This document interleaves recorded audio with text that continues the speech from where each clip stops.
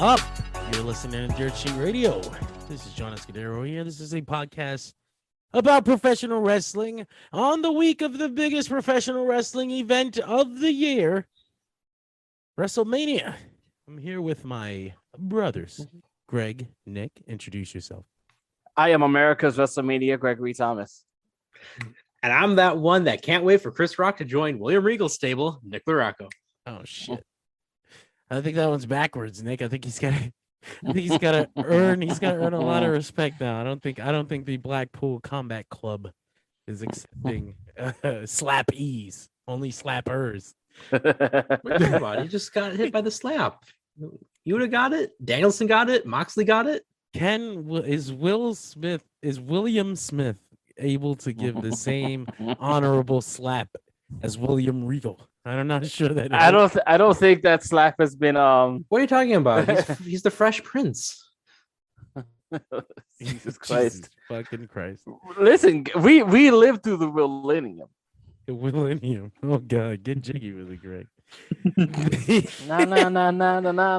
Fucking WrestleMania. WrestleMania.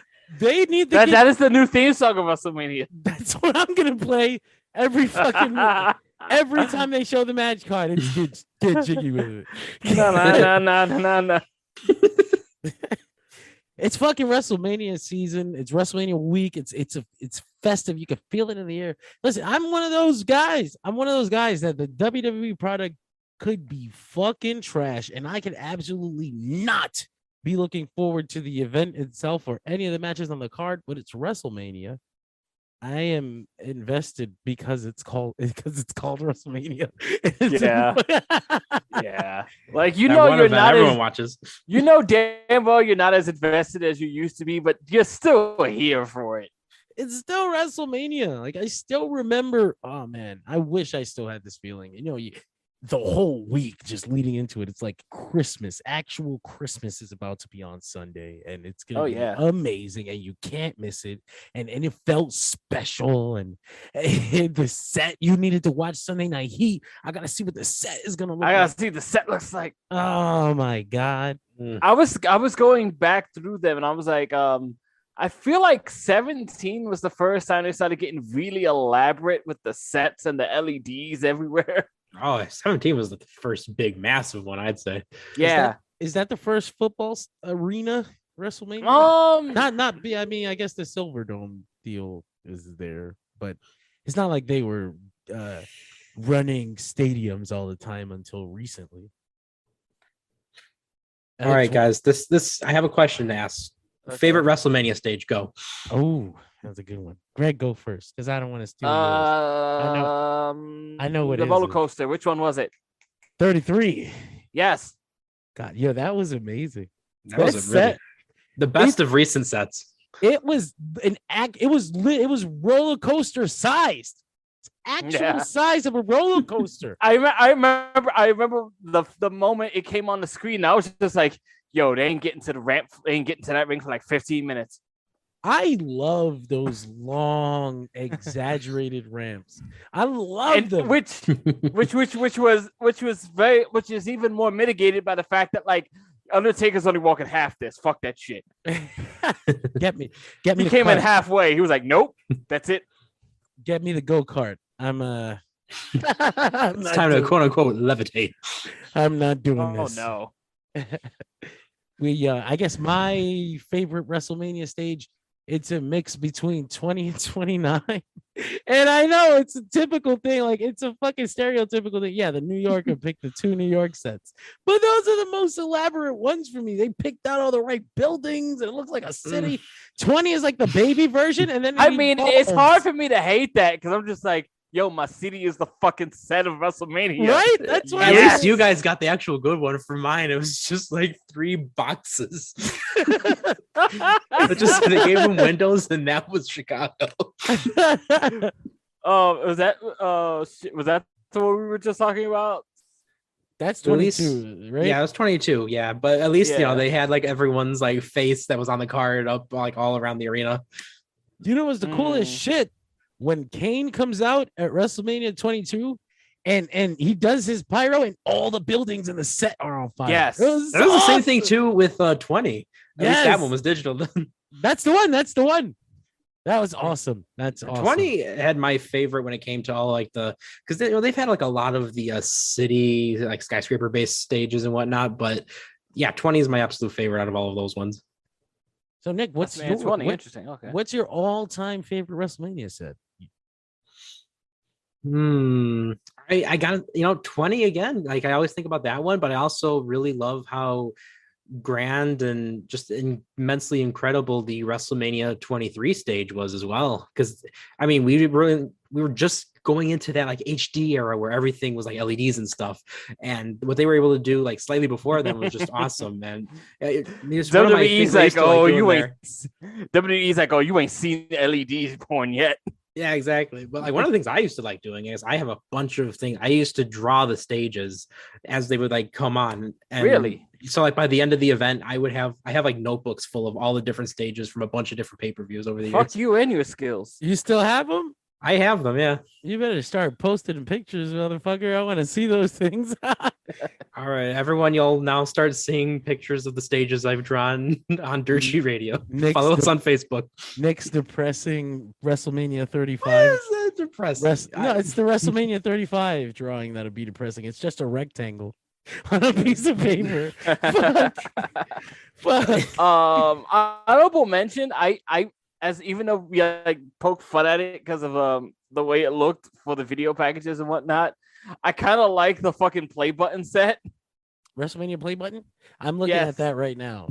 It's giant, interesting in its own way. It's giant words, right? It's the words WrestleMania and a circle and the LEDs on both sides.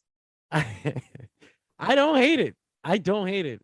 WrestleMania 31's a funny one because I remember it was like going into it, everyone felt like shit. Like, normally people, normally there's things to complain about in WWE, but at least you have one or two matches that you're like, yeah, I can't wait to see that one. And WrestleMania 31 felt like depression. It was like, damn it. It ended up being great because of the low expectation, sure. But it ended up being fucking great. A great event. Nick, for the most part, at least. For the most part, yeah. There's forgettable stuff. There's fucking shows run so long that there's always gonna be forgettable shit. You talked about favorite WrestleMania stages. When it came to fucking matches, though, or maybe moments or whatever. What kind of? There's always there. I hesitate to be like, well, what was your favorite WrestleMania match? Because it's WrestleMania, everybody turns it up, and there's obvious answers, and we're gonna cross over each other. But it doesn't have to be your favorite match. Just maybe your favorite experience watching a WrestleMania or a WrestleMania match.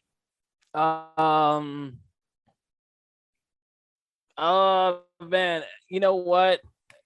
I feel like I had very similar experiences twice, but toward the end, I found I was much closer to this one, which was Daniel Bryan's big victory.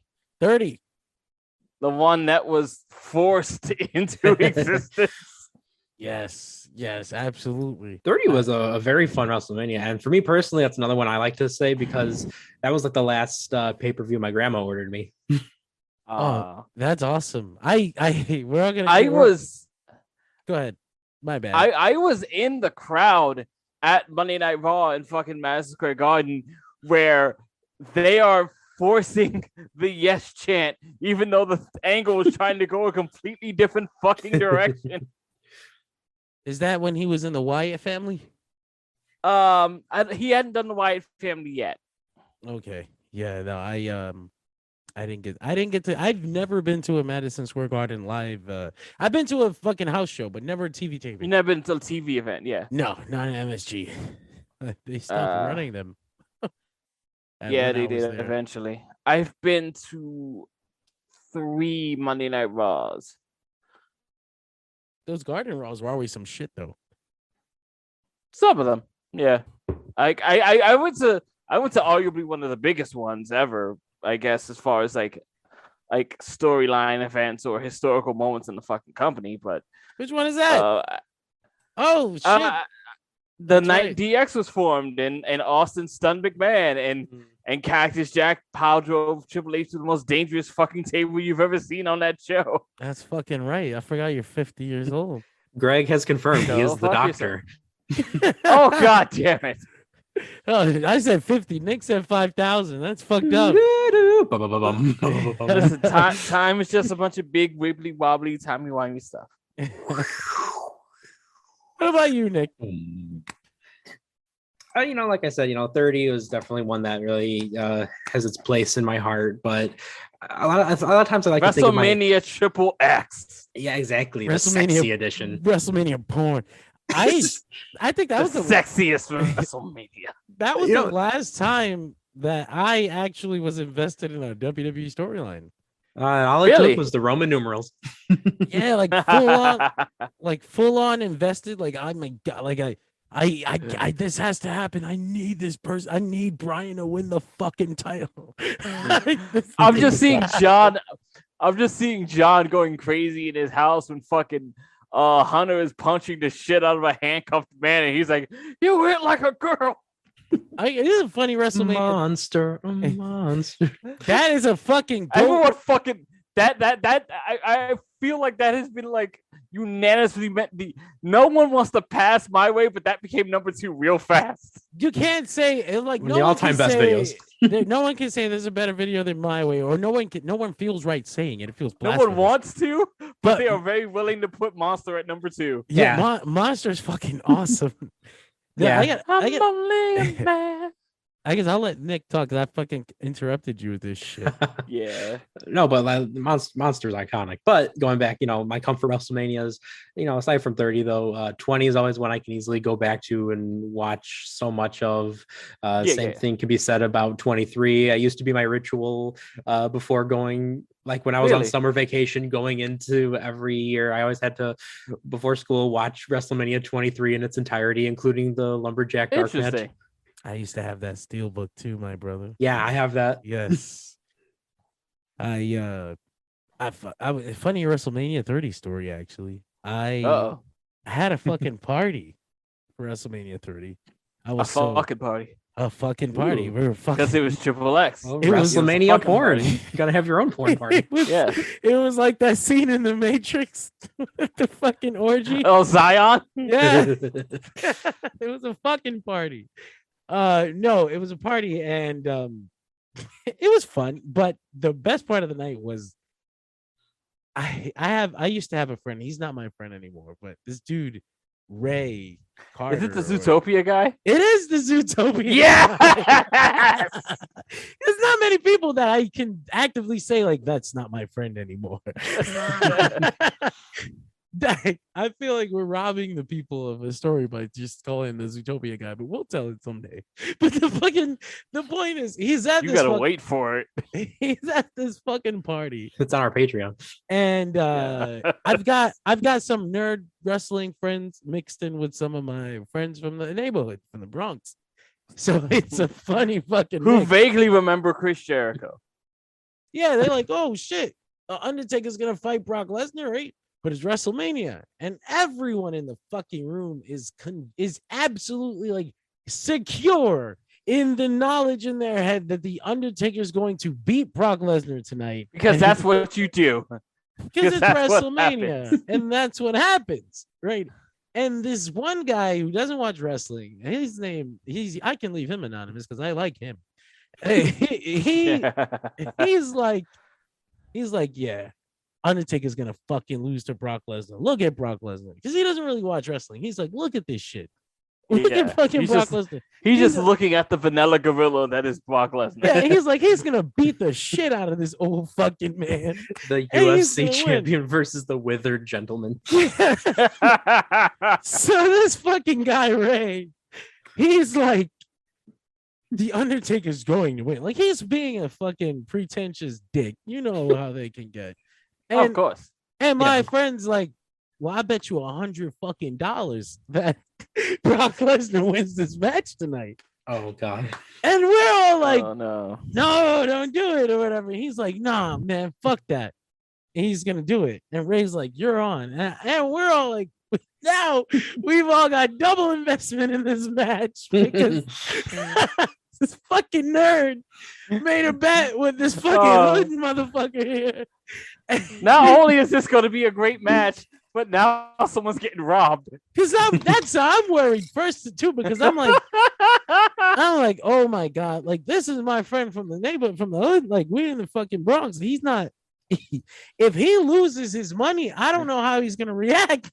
And I'm like, fuck, the Undertaker's gonna fucking win. How am I gonna deal with this shit? So the fucking match goes on, and yeah, you know how history goes. The fucking Brock Lesnar pins the Undertaker, and we're all like, it's already a holy shit moment. It's already a surreal moment. The Undertaker's laying in the ring. A or B. Is it noise or is it silence? It's noise first. Okay.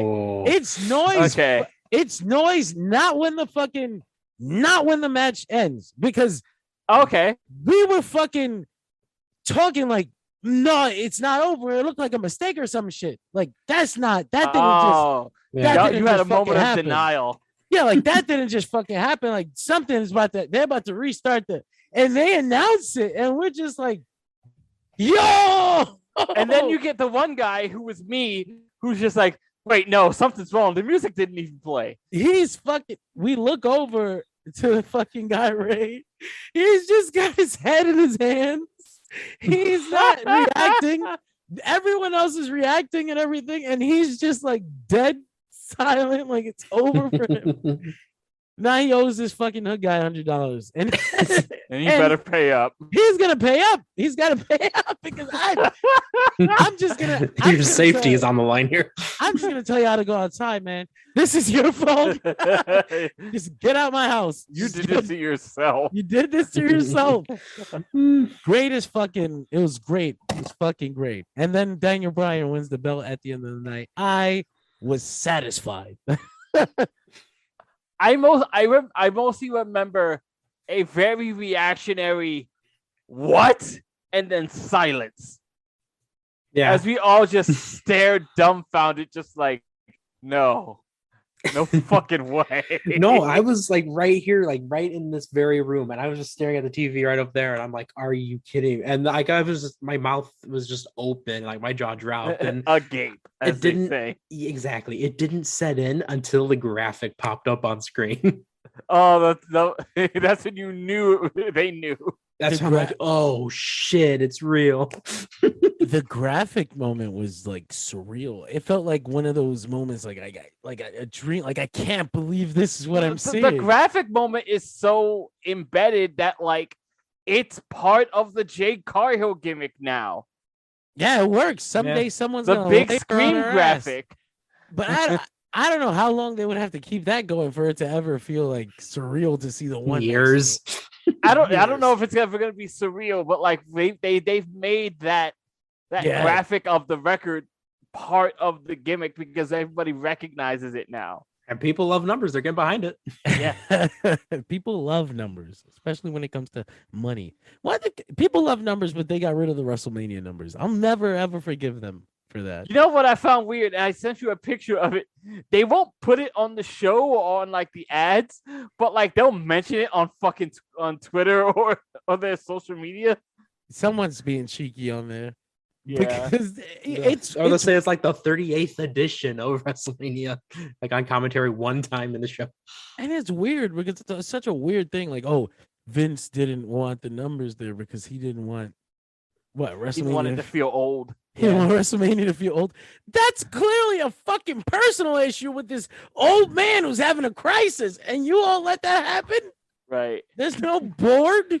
Which is funny because to me it's like when I see Nick, do you watch the football?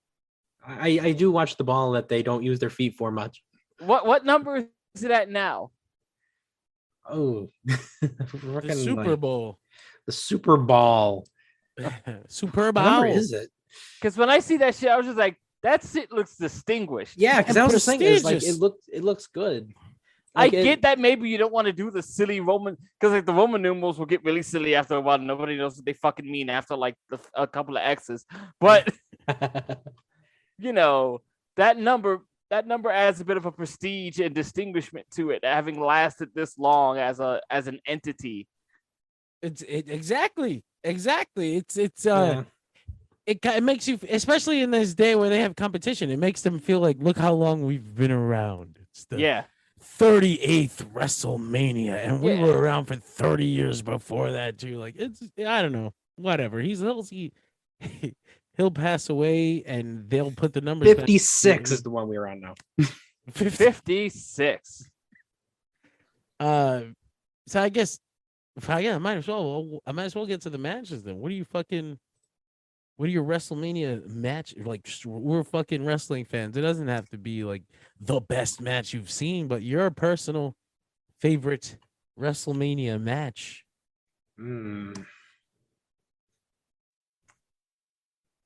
I'll let you go first, Nick. Nobody fucking knows either. The one I have to say that I think a lot of people, look at as like one of the all-time best matches. I gotta always go with Savage and Steamboat. That's one of my all-time favorite matches, period. Okay. I watched the match, man. I have a couple times. I never watched it as an adult. I mean, I have to go back and watch it as an adult. Because when I was a kid, they would call it that fucking, they would call it when WWE still acknowledged the past all the time, right? They used to do it a lot, and it made you feel like you missed out on something. It made you feel like you had to go backwards and watch something. Like, wow, that happened. Like, wow, I should go back and check that out. And one of the things was Savage versus Steamboat, and I went back and they were calling it the greatest WrestleMania match of all time. And I was young, I just couldn't get into it. I watched it all the way through. I'm just like, I don't get it. It must be from the past. So I gotta watch this shit with adult eyes and really get an appreciation for it and see exactly how good it is. Because I'm not sure I know. I liked it with my kid eyes, but even with adult eyes, I think I appreciate it more. But wanting to go with something like a little bit more modern or recent, I'll also throw out there Undertaker, Shawn Michaels, #1. Much respect. That match is a perfect 10. There's absolutely nothing wrong with it. There's nothing to add. There's nothing to take away. Right. Yeah. What can you even say? Few things are perfect. That match is perfect. Yeah, it had the magic to it. It really did. Some people put the second one over the first one.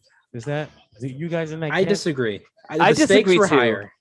So, like, maybe I'm spoiled, and maybe it's because we just know too much. I knew he was retiring.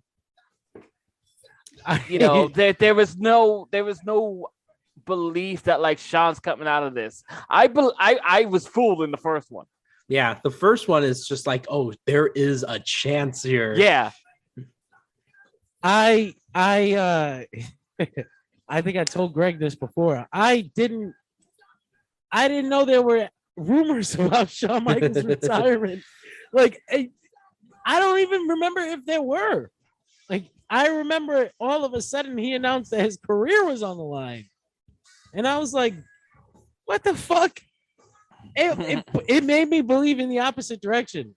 I was like, because if you don't know about it, then you're just like, oh, it's every other career gimmick in pro wrestling. I was like, no fucking way. Like, Shawn is gonna lose. First of all, he's gonna lose twice in a row, right? At WrestleMania, which is a weird story. Like, he never overcomes the Undertaker. It's like, okay.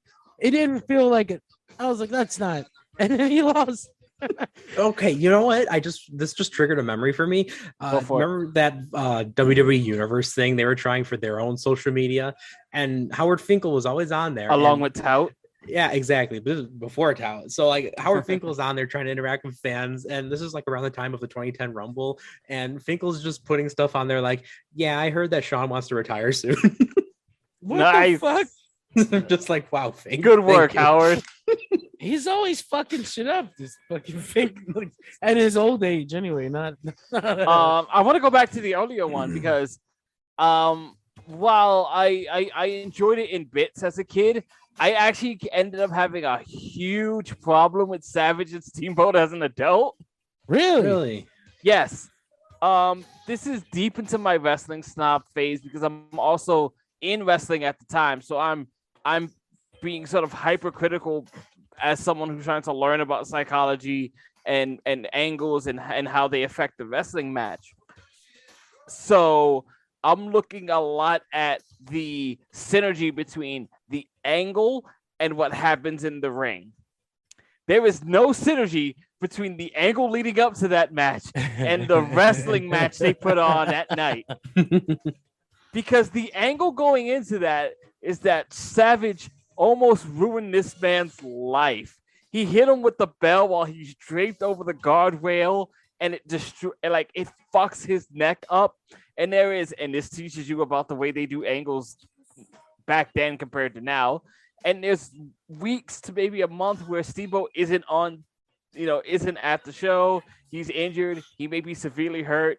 And then when they show him later, he's like, he has to work with a vocal coach just to get his voice back. The crushed throat. Yeah, the crushed larynx or whatever. So like he may not ever be able to speak again. And he cuts one promo, and it's really labored, and I'm going to come back at you, Savage.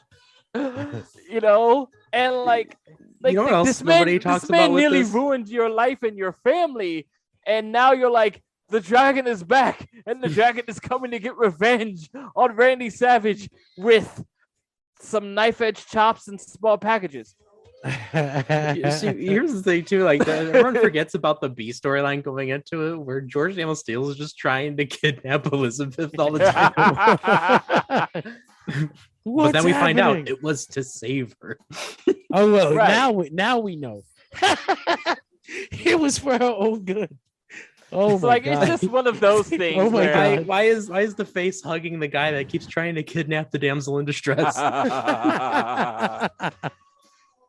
So it's one of those things where, in a vacuum, the match is great, but sometimes I think about the whole program and I get bothered by it. That seems to be a lot of the WrestleManias, even especially now. It's like you watch it back, and if you weren't there for it, and you watch the WrestleMania in a vacuum, you're like, "Wow, that was a great event." And everybody who watched all the shows leading up to it can tell you, it was rough, brother. It was rough getting there. It was rough getting there. Doesn't work for me, brother. I WrestleMania 20, the main event, the triple threat match that does not exist any longer. Oh, what do you mean? Stevie Richards was the champion. Oh, Jesus Christ. That's one of my favorite matches. It's a very good match. Hell yeah, it's awesome. It's one of my favorite matches. Period. I have a great memory of just like Hunter being locked in the sharpshooter, and then a foot comes in from off screen. Yes, that's one of my favorite shots in wrestling of all time. I should have seen it coming, but I didn't. So it was like, yes, fucking great. Is Hunter gonna tap? Is Hunter gonna? Oh, yes. But just man, the fucking match was great. It was like it shaped the way I see triple threat matches. It was such a perfect triple threat match. Like that is what triple threat matches should always have as a foundation. All three of their styles complemented one another. And just the way they did it, because Triple H and Shawn Michaels have the feud. It's their feud. But Chris Benoit's nosy ass wants that belt. And the match reflects that storyline so much. Because they're fucking fighting or whatever. And Hunter and Shawn just want to beat the shit out of each other, and this is fucking twerping my way. Yeah, exactly. So they fucking kill him at one point. They absolutely murder him.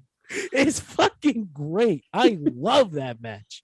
Another match on that same card that night is fucking Eddie Guerrero versus Kurt Angle. And that match, I know obviously it's a good match. Like it's Eddie Guerrero versus Kurt Angle at WrestleMania. What else needs to be said, right? But I'm a kid. Right. I'm a kid. I never, at this point, I had not yet gotten it, grown an appreciation for the technical wrestling. Right. I didn't really. I didn't know. I was just watching wrestling. Did this open your eyes to the match classic? Oh my God. This match is it took my virginity. I used to spam this WrestleMania, right? There's a funny situation with this WrestleMania. I was not able to watch it live. My grandmother did not fucking let me watch it live. I love her so much. She didn't let me watch it. She didn't let me watch it live. She was so adamant that because she knew I was going to sneak. I would turn that TV on. I'm gonna watch this fucking show. But she was adamant. I cannot watch this show tonight. I probably did something wrong. Probably. You done fucked up. I probably fucked up.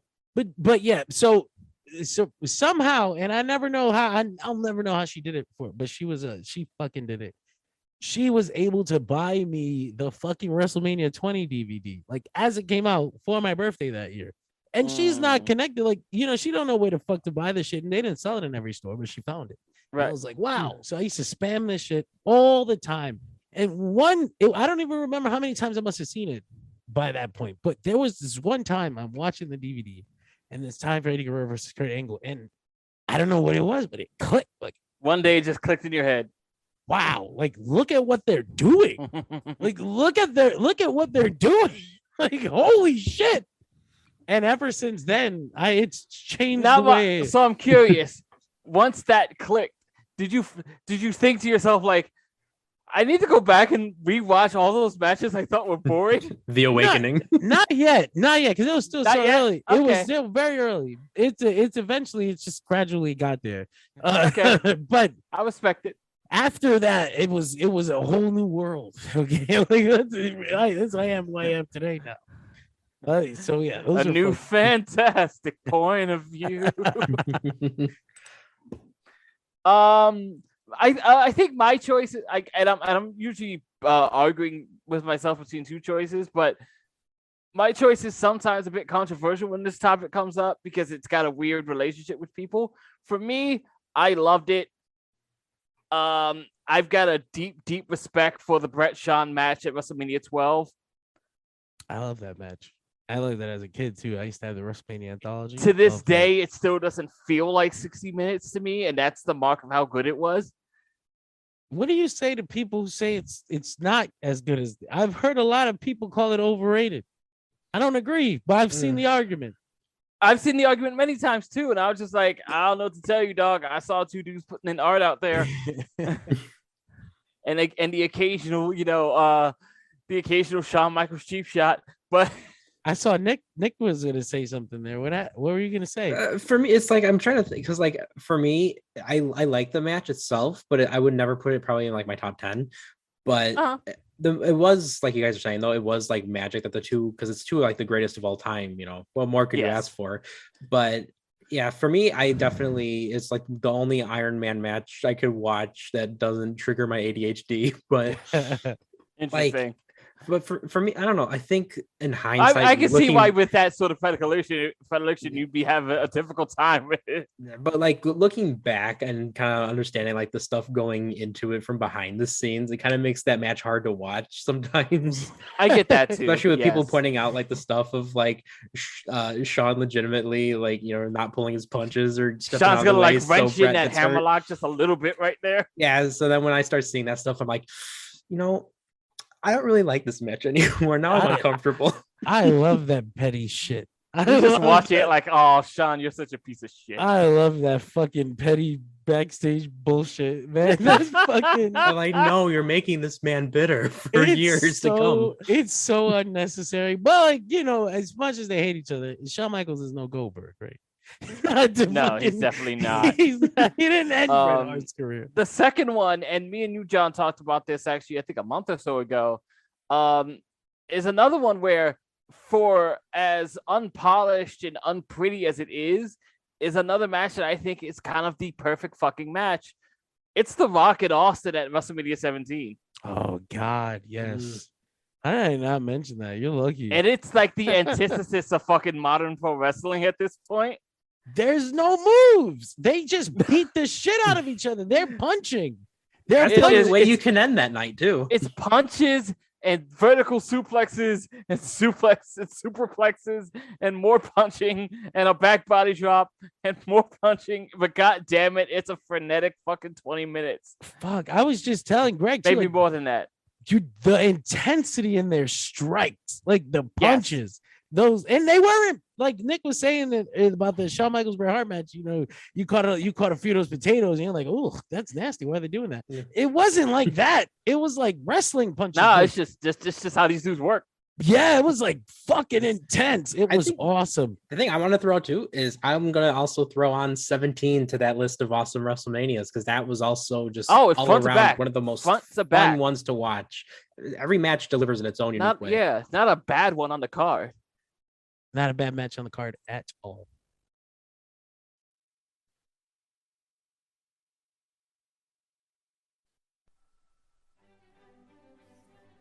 Hey, Nick. Yeah.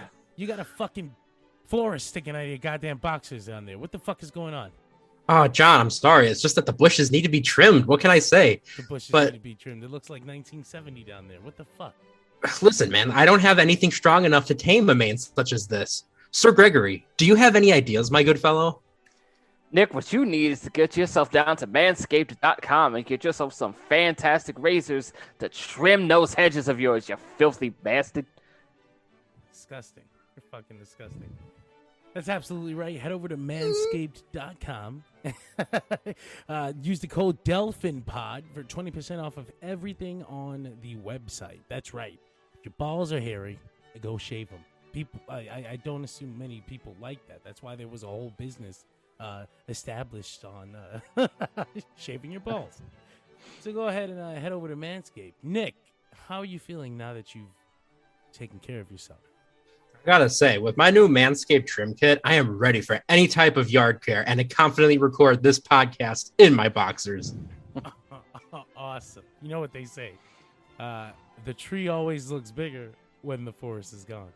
Boy, don't I know it. So we talked all about good, positive, and fun WrestleMania experiences. I want to hear about the worst ones you've had, guys. Oh, this is even more fun. Of course it is. The worst WrestleMania experience you fucking had in all of the time you've been watching.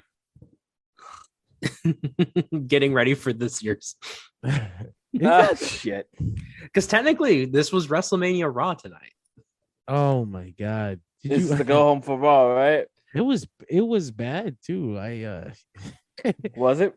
The last segment of the show was the tag match. I was like, wow, okay, you guys are bold. I guess they're saving it all for SmackDown, right? What tag match is this? You mean WrestleMania SmackDown? Of course. They do a WrestleMania tour now. They're like New Japan. It's WrestleMania tour, Road to WrestleMania. Well, let's see. It's the old Great American Bash tour. Exactly. There you go. Except the Great American Bash we tour ended at WrestleMania Backlash. Arguably, the Great American Bash tour is worse, if I remember correctly, because it's like doing the same main event over and over. Non-stop war games. So you're having that cage match in every town. Fuck. At least they're not all on TV, right? Yeah, at least just one. We see the one. So the poor fencing. It's just no wonder it just constantly got more and more dented and caved. Right. Is it? You really think this year's is bad? The worst experience you've had with a WrestleMania? No, but it's the one that comes to mind because it's so recent and it's now. That makes a lot of sense. Jeez, the worst experience. That's a tough one because a lot of them have been so lethargic lately. Yeah, and like the thing too is like every bad Mania has some hidden gems in there somewhere. I mean, it doesn't have to be the whole WrestleMania, but just you're watching WrestleMania and there's a moment or a match that's so fucking bad that you'll never forget how much you either. I'll say for me, I wanted to say like WrestleMania 2000 itself is kind of disappointing when you look at the grand scheme of the year 2000 because there's a lot of solid pay-per-views, but when you watch 2000, it's just like, what the hell is this? Why is this the WrestleMania? The main event is I get that fucking weird too. What the fuck is that main event? The whole card is weird. Not in every corner. Not a singles match on the entire show. Yeah. And poor Mick Foley. Jesus, how did they talk him into that bullshit? You take everybody on this emotional fucking journey, and oh my gosh, street fighting. Oh my god, he's hell in a cell. His career's over. Goodbye, Mick. He comes back like 2 weeks later. I fucking hate y'all. Because they were like WrestleMania. Hey, he's like, well, shit, I might not get that ever again. Wrote ourselves into a story, into a corner, and Or McMahon in every corner. We got nobody for Linda. I completely fucking forgot. She No, but like you existed. literally wrote all of us into a corner, Mick. I have one really bad experience with WrestleMania, and ironically, it takes place on one of my favorite WrestleManias. Okay. This is fucking WrestleMania 20. WrestleMania 20. Okay. Brock Lesnar versus Goldberg. I was a bright. I pushed that one out of my brain. I was such a young, bright-eyed, optimistic child, and the fucking build to Brock Lesnar versus Goldberg had me like hooked. I was invested. I was all the way invested. It was one of it was I had it. I was not looking forward to any other matches on the show as much as I was looking forward. Teased it at the Rumble, enacted it at No Way Out. Yes, and the fucking the suspension, and then he steals Austin's fucking four-wheeler, and then they brawl on SmackDown. It was fucking awesome. And the match itself. And I'm a kid. I don't even know what a bad match is yet. I don't know what a bad wrestling match is. They're all just wrestling matches. Some of them I don't care about. Other ones are awesome. But this match was so fucked up, man. First of all, they didn't do anything for like 5 minutes. It was weird because I don't understand what's even happening. Like, I don't get the backstage of it all. They're doing the power off. But it was lock up, struggle, power, both of them strong. They were actually apes together strong, staring each other down for like full minutes. Oh, that's because the crowd is already taking a shit on them and they're trying to wait for it to die. Now as an adult, I know what happened. They both shat on the crowd because the crowd shat on them. But as a kid, I was just confused and sad. For sure. They didn't do anything. I remember like I said, I used to watch the DVD all the time. I'd fast forward because I just go to the last 2 minutes where they just hit their signatures and it ends with the stunners and everything. But fuck me, I've never been more disappointed. It stood with me forever. And then when they came back and they ran the program again, and the very first thing they did was have Goldberg end Brock Lesnar's undefeated streak, I was like, sour taste in my mouth. Fuck. Fuck.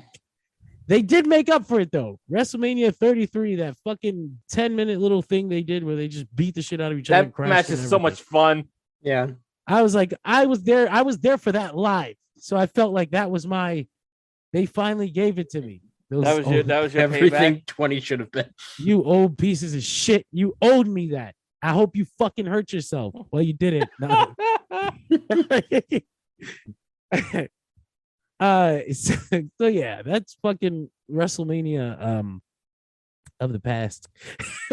The fun times. But as Nick what was that? I hadn't chimed in yet. Oh, you better. I'm trying. It's not like I was hiding from it. But like, I see. So I'm trying to figure it out. And like, I can't think too much of I can't think too much of it. Like, oh fuck, this WrestleMania is going to be absolute fucking trash. Like, even though I just think about that over the last few years anyway, because the show's awful all around. Why would I think WrestleMania would be any better? I can speak of two moments now where I was like, deeply disappointed and even hurt and maybe even a little insulted. The first one, despite the fact that now in hindsight it is the catalyst to a much greater thing. I'm here, I'm with my friends. WrestleMania has just begun, fellas, and here's the first match for the World's Heavyweight Championship. My man, Daniel Bryan. Holy shit. I forgot about that. Kisses his little Puerto Rican girlfriend, AJ Lee, and then takes a foot to the mouth. And there it is. Bro. And I was sour. That ruins a WrestleMania for you. That'll do it. Could you imagine? Like, there's so many good things going into that match too. Like Bryan Danielson holding the big gold world heavyweight championship coming into WrestleMania. And you figure him and Sheamus can have a banger. You think you're already kind of looking forward to what they could do. And they had matches before this. But Bryan's the kind of guy who's just gonna like, nah, Sheamus, you can hit me. Sheamus is like, fuck yeah, because that's what Sheamus likes to do. Are you as big of a fan as the 2 out of 3 falls match between them that next month as I am? Don't even fucking remember it.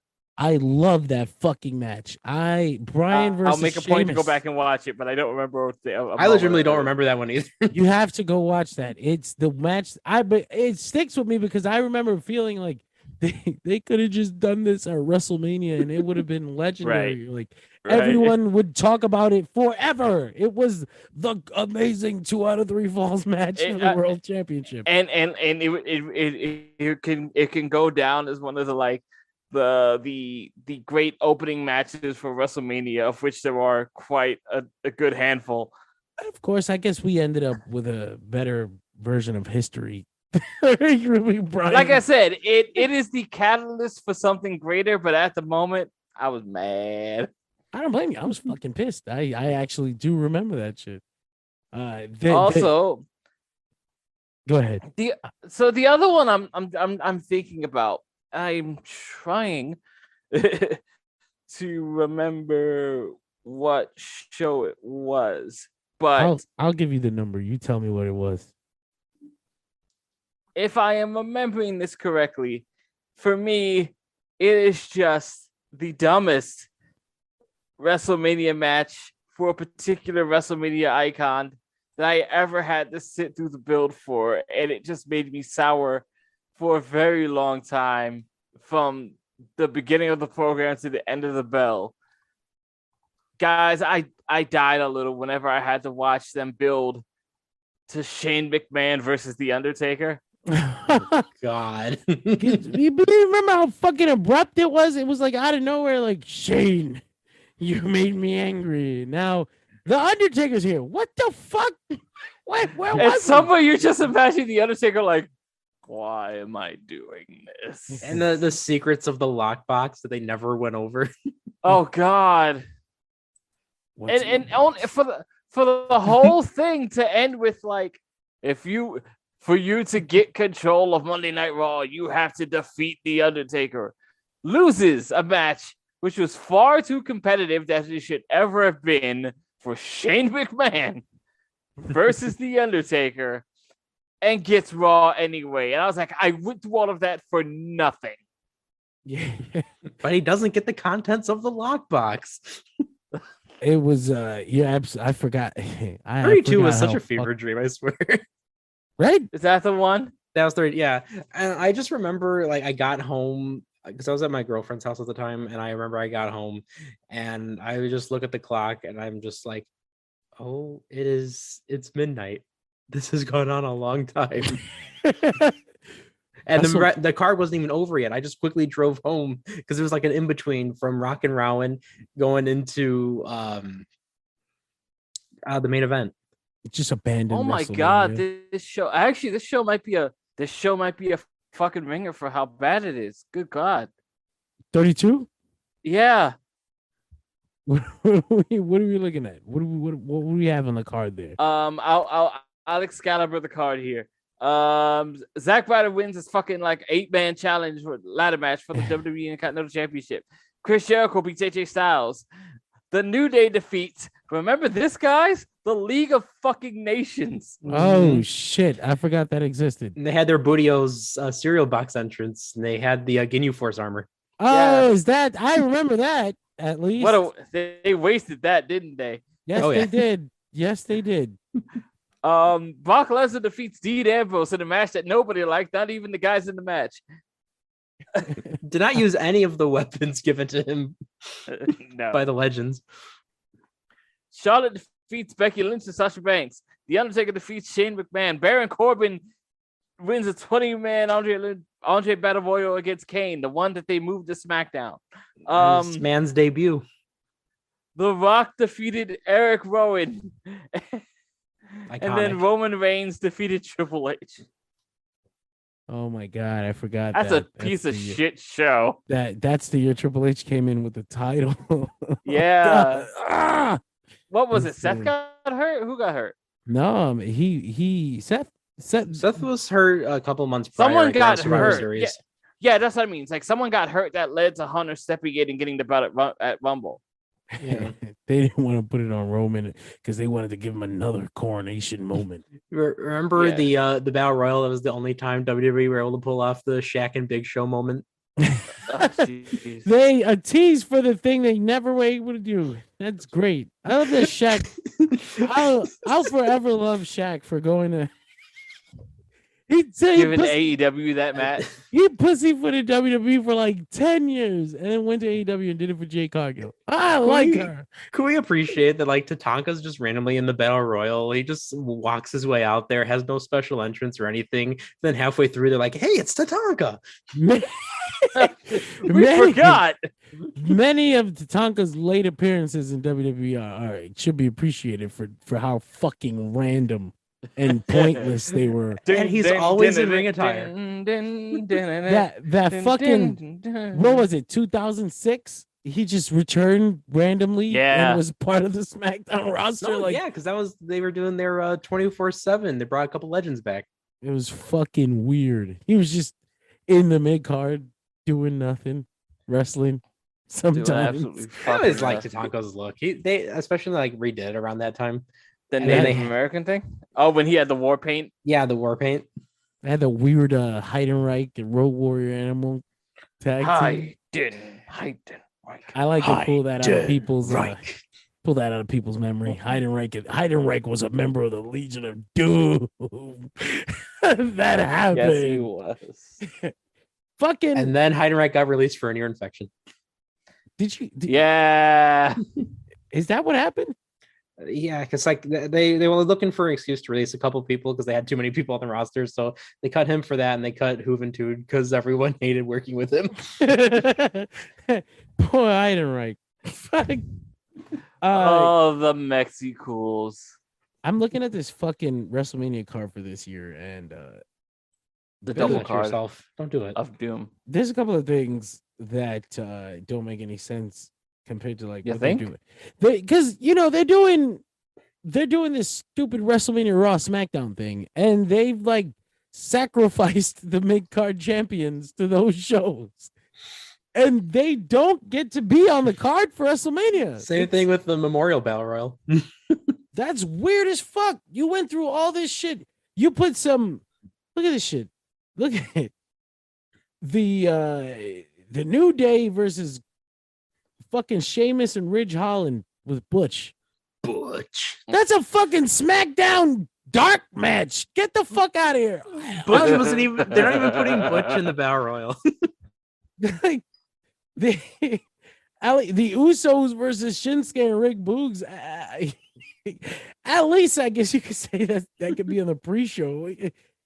Drew McIntyre versus Happy Corbin. Are you fucking kidding me? Are you fucking kidding me? We've had that how many times? Not. Ricochet is defending the United States Championship the Intercontinental Championship after losing 3 fucking times in the last couple of weeks on TV. He just lost cleanly to Austin Theory tonight. WrestleMania really? In like 2 minutes. Yeah. Is he defending it against Austin Theory? No. Austin needed to beat somebody to go into the Pat McAfee match looking strong. Could you imagine? Man. Not anyone that's like in the Battle Royal not doing anything. No, it has to be Ricochet, the Intercontinental. Random silly question. Is Theory still using that dumbass ataxia move? Yes, it is. They call it down to the ATL or some shit like that. I don't know. Oh, they changed the name of it? Yeah, but it's the same A-Town down. Stupid ass move. It's so fucking dumb. Triple H. I set this up, and I set that up, and it's a downward spiral. God. No. He's using what's his finish? His finish is he puts the dude on his shoulders, and then he. Oh, so they did change it. Okay, I thought you were talking about that fucking bad move. No, I mean the old ataxia finish with the No. flipping into the downward spiral. That was dumb as shit. No, He's got something else dumb. He's got a worse move where it's like Okay, I gotta hear this. It's like a TKO, but it's not. It's Okay. He pulls you down onto his knee, but he doesn't like like Triple H used to do the he used to pull you down to his head. He used to pull you down from your head to his knee. I think I have an idea. I think EC3 used to do that shit. Yeah. It's not the Harley Race knee because the Harley Race knee he used to do was cool as fuck. But the other knee he did. He used to just grab the dude's head and bring it down. I forgot what they fucking called it, but it's a version of that, and it looks like shit. And he pinned Ricochet with it in like 2 minutes, and I was like, "This is fucked up. This is really fucked up." Like fucking Omos in the handicap match with the Viking War Raider experience. Just fucking they get counted out. That actually hurt to watch. I couldn't believe it. You like no. Oh, that's right, because you still you have happier memories of War Machine. God damn it. I used to love War Machine so much. Back in ROH, the New Japan shit they did. Fuck yeah. No offense. It's just a minute of them just getting literally just hit, and then one guy gets crushed in the head, and then they're just laying on the outside of the ring, and that's that. Bobby Lashley comes out and faces down Omos, and that's gonna be the match at WrestleMania. Bobby get all shoved and pushed looking stupid. I was like, okay, that's your build. That's your build. All right, cool. No, I guess they didn't really do anything wrong with the booking when it comes to Omos. It's just that he sucks a little bit, and they keep letting him talk, and he shouldn't. he really shouldn't. And I know he has like an accent, and it's not fair or whatever, but is Omos not American? I didn't know what he was, and then when he started, I think he's Nigerian American. Okay, is he? Yeah. It's okay. So born in Nigeria. They give him those fucking scripts, and it's like, yeah, it sounds really fucked up. You don't understand what he's saying. It just reminds me of the old Ahmed Johnson promos where it's just like, you cannot understand. Something like that, but with a deeper tone. Yeah. Obviously, the celebrity match is on the card. I can't hate them for that. They do that type of shit at every WrestleMania. That is what it is. I know some people are like, well, why can't you take Logan Paul off the card? He's a fucking celebrity. That's what they do. That's the best they could do. They can do. Nobody wants to wrestle. You got to get the real weirdo celebrities to wrestle. The fact that Bad Bunny was a wrestling fan was just absolute luck. Luck. That I think the real disappointment here is that Jake Paul is probably as big or not bigger a celebrity than most you can think of. Oh, he's a natural heel. Natural heel who has an athletic background. Night 2 of WrestleMania and is outselling professional boxers at their own fucking sport. Exactly. Night 2 of WrestleMania at least is full of matches that belong on the card. Fuck, it makes night 1 kind of look like a pre-show, honestly. Oh. Yeah, if Cody's gonna be on the pre-show, fuck you. Seth freaking Rollins versus Elias. Mr. McMahon's choice is Elias. Fuck you. I would die. I would love that. I would fucking love it. That's the story, by the way, Greg, in case you weren't paying attention. Seth Rollins could not get on WrestleMania, so he went to Vince McMahon's office, and Vince said, hey, why didn't you just ask me instead of jumping through all these hoops? And then, of course, that's what everyone else said, too. Like, why is he doing this? Why doesn't he just ask for a match? Everyone else, the Street Profits just came out on Raw the other night and declared that they had a tag title match, and they're on the card at WrestleMania. Why is Seth Rollins going through all this trouble? If years of New Japan Pro Wrestling has taught me anything, the easiest way to get a title shot is just to be an asshole and come out right after the defense. I have to imagine there's a line. There's a line of wrestlers pushing and shoving each other, and the first one to get out the door gets the challenge. It's like a bunch of wait a couple months now. It's like a bunch of fucking sperm fighting to get through the curtain. Naito just trips and falls out the curtain. It was me. I got it. Yes.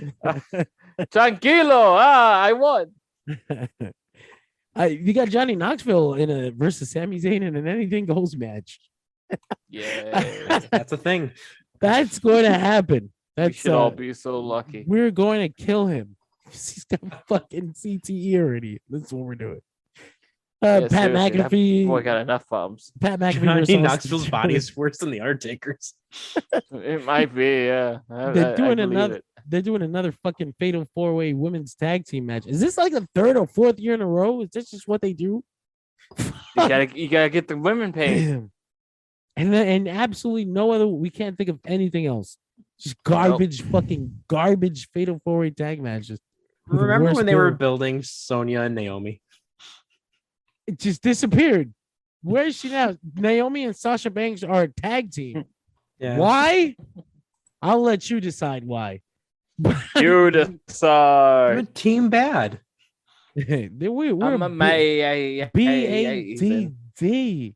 I'm amazing. Pat McAfee versus Austin Theory. I bet you it's gonna be like a great match, and everyone's gonna be like, "Wow, I did not expect it." But Pat McAfee's not bad. Like, do you guys see the weird way that he was doing the suck it, where he's just like one arm and then the other like this? I've seen Hunter actually do that, so like I took it as a reference. That's weird. I've never seen that. It's just like the way Pat McAfee did it. It just was like, oh, there's like two worms. Well, yeah, Pat McAfee's a goof, obviously, but that triple threat tag team match is gonna be a sleeper hit. I can feel it. They did that cool. I mean, of course, that all depends, right? Because it's WrestleMania. They can be like, hey, we got all these plans. And then Vince is like, you got cut, kid. It's not happening tonight. We're putting it on Raw. What? You don't even get to be in the Battle Royal? Fuck. No, there's no Battle Royal. We put that on SmackDown. Hey, pal. You missed it. That was 2 nights ago. Edge versus AJ Styles. Interestingly enough, Kevin Owens called his segment with Stone Cold Steve Austin the main event KO show. You think they're gonna close WrestleMania? Not at all. It's Stone Cold. Okay, it is Stone Cold. It wouldn't be a bad way to do it. It wouldn't be a bad way. Listen, they spent months calling Randy Orton and Bray Wyatt the main event. I ain't buying that shit. No, they didn't even call it that. It was Kevin Owens. So I don't believe it's gonna happen. What are you talking about? Every show has multiple main events. Especially with the brand split era. WWE Royal Rumble for the prestigious opportunity to open WrestleMania. I'm quite looking forward to seeing Brock Lesnar versus Roman Reigns, because I'm like, this has got to be it, right? This has got to be the one. This has got to be the one they've been looking for, the moment they've wanted. They've done this over and over. This is the 3rd WrestleMania, right? Which is fine. Like, it's happened in the past, Steve Austin and The Rock. But it's never felt so what's the word I'm looking for? It felt kind of forced. Like this Brock Lesnar Roman thing. They never felt like enemies. It never felt like they're mortal enemies and we can't wait to see their next clash. Well, it's like what the Austin and Rock thing was. They're rivals. I can't wait to see them fight again. And those, we've had this match so many times. There's no way they're unifying the titles here. Oh, you think it's a schmaz or a draw? I don't know about that. I think they're just calling it a unification, but it's just going to be like, Brock 2 belts, Tribal Chief 2 belts, and then, someone's going to all of a sudden take a title here or take a title there. There was some rumors going around earlier tonight that there would be a new belt, but I say this, even if they actually did go through with the unification, they're just gonna take the WWE Championship and change like the swoosh color or some shit. Yeah, Fox and USA are children that want their own toy. They want their plastic title. True. But they're definitely booking it, billing it as if there's gonna be unification. Brock even fucking referenced it. He was like, He talked about the belts having sex and that making a baby. And they're So- getting married, and the he's weird- gonna like throw a wedding. He actually said that. Yeah, This he was his did. promo. He opened Raw with. Yeah, it was Oh weird. my god. People were online like, I'm so glad that we've let Brock Lesnar talk on his own lately. And I'm like, oh, what the fuck are you y'all really? watching? What Are are you y'all really? watching? Like, are you serious? No, it's cool to see him act all loose with a cowboy hat, but he's no, this is fucking bad. This is terrifying. All in all, Horrifying, even. all in all, it's not the worst WrestleMania I've seen, but holy fucking shit, like we said last week, if you would have put this together and condensed it into one card, fuck, this could have been an all-timer. Trim all that fat. But no, it's a weekend. It's a weekend of mediocrity. No, I'm gonna have fuck- some hidden bangers though. Stupendous. It will. What the fuck is up with that word? It's the most stupendous two-night event of the year, despite They're having like making- a multi-night event. more They're than making two. all the wrestlers say it too, like stupendous. Did he fucking Which just makes- learn this? That was branding, Which, pal. makes, He read which it on makes the back. everyone Of, sound dumber, honestly. he read it on the back of a Snicker bar or some shit. I like Stupendously this. stupid. Stupendous. So earlier this week, Triple H announced that he is done. The game is over. The game is over. Yeah, no, the game's over. Yeah, Triple H is done. And for all the shit we give him, we do give him a lot of shit. He's a very easy target sometimes. It's that nose. Anyone can hit that. Not even that. He's been. We could. I'm trying to celebrate him here. I don't want to. I don't want to get into the. I do want to say, like, I was just talking to my brother Tony, and we were just talking about the fact that like he goes to all the bodybuilding competitions, like the Mr. Olympia, and you can always hear his voice just booming in the crowd, always cheering for everyone. And some of them are like, "You were in the ring with like Austin and The Rock. Why are you here cheering us on?" Oh, I fucking love this one, Steph. Hey, Steph, look at this guy. literally. That's awesome, though. He's got a passion for something. Yeah. If it's wrestling, then they beat the shit out of him with that one now. They took away his baby. It's better to find passion somewhere else. Well, yeah, I mean, the story goes Triple H had the heart issue. And then he comes out, and now this week he tells everyone, like, hey, yeah, I started coughing up blood, and now I have a defibrillator in my heart. It's a defibrillator. Really? I was like, wow, that's My uncle had one of those, and when they put that in, you know something bad has happened. he said it's a genetic thing.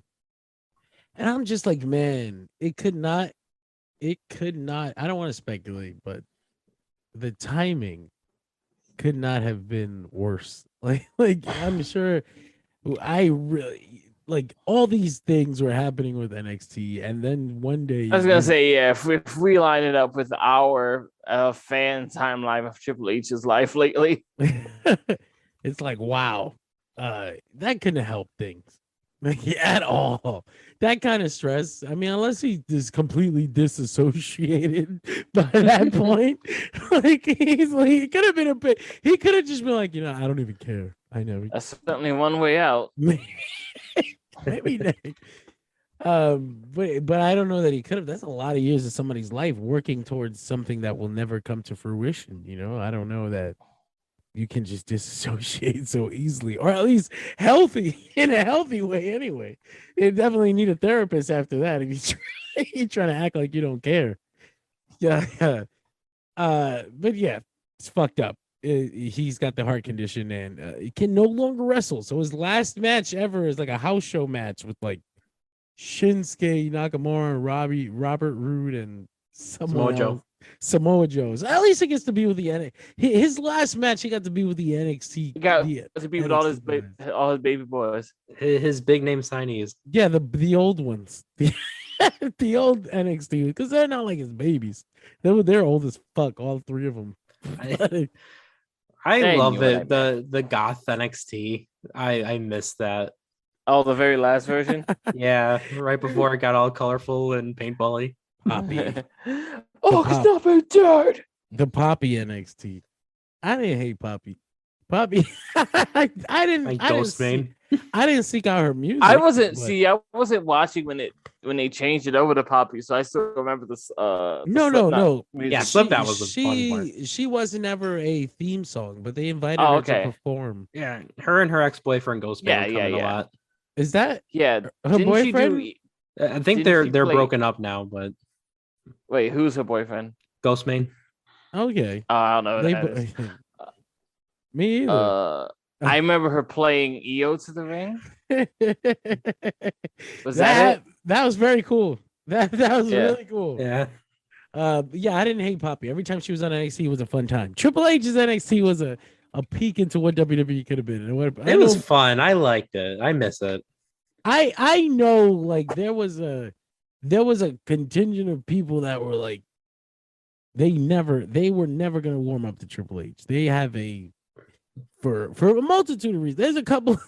There's a couple of different places you could have came into Triple H into contact or whatever with the story of Triple H. Been introduced to his career. Yeah, you could have been introduced back in the 90s. You get the Click stories. You get it in the mid 2000s where you get the stories of him. The Reign of Terror. Oh God.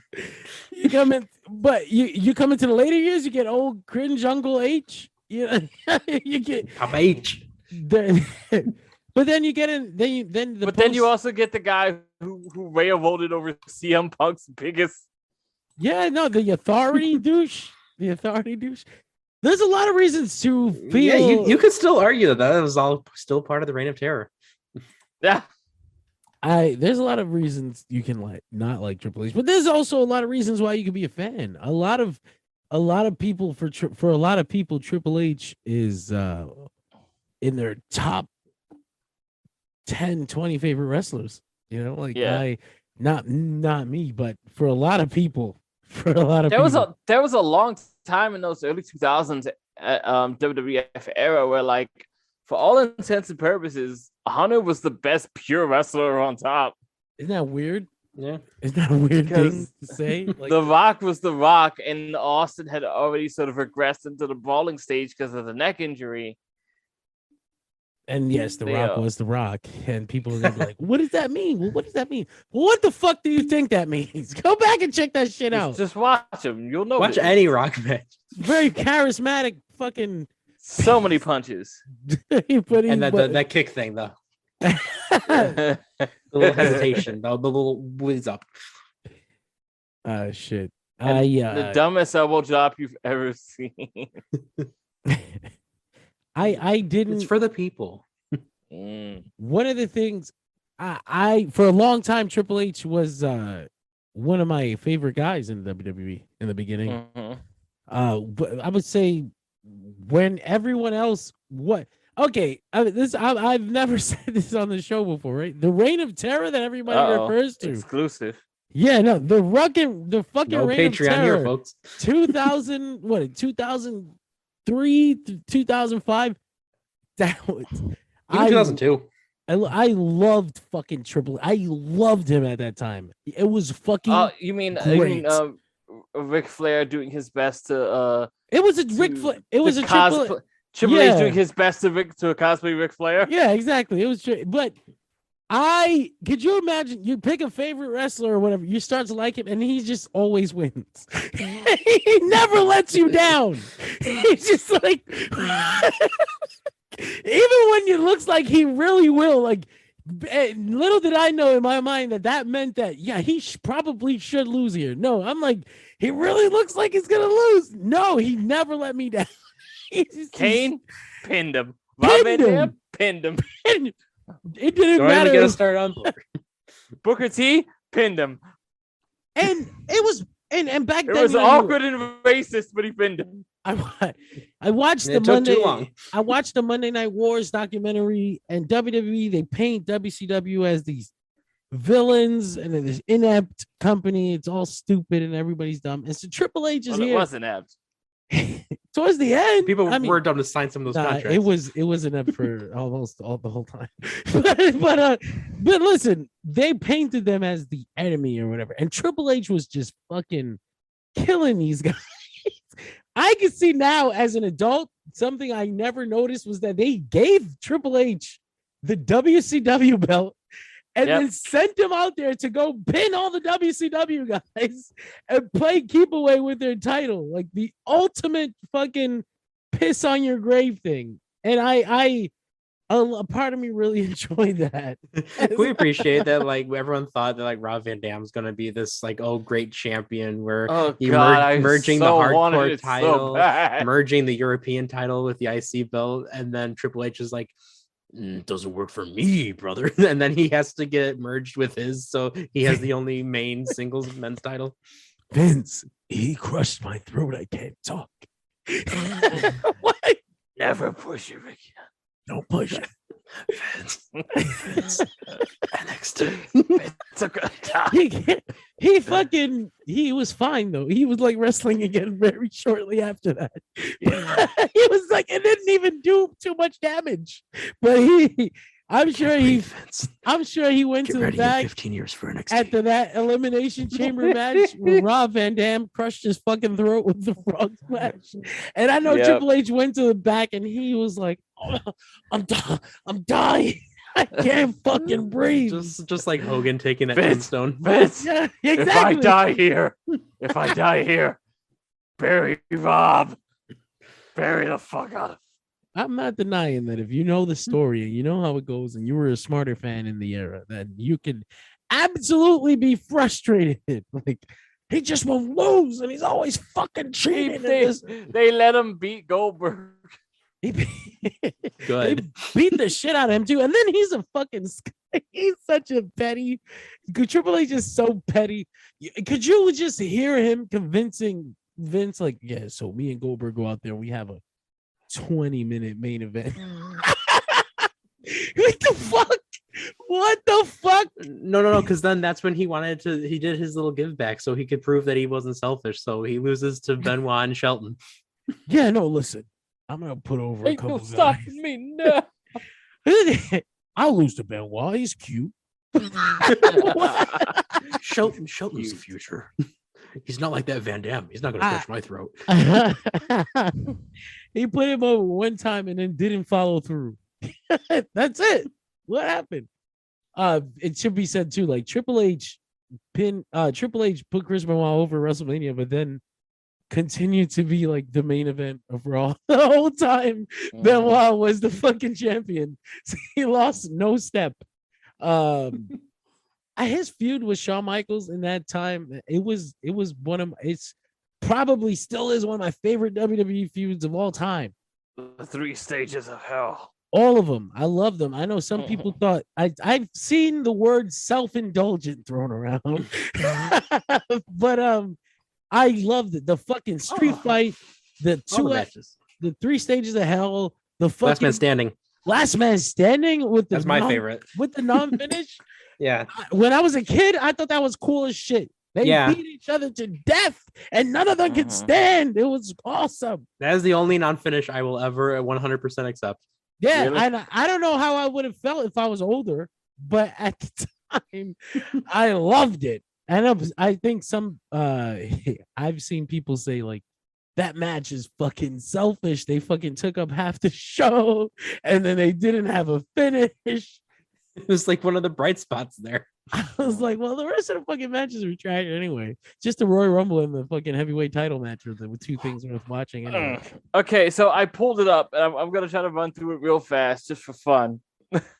Hunter is given the World Heavyweight Championship, and his first defense is against his mentor, Ric Flair, who just says, that's my belt. I brought it in. You got to fucking earn it and defend it.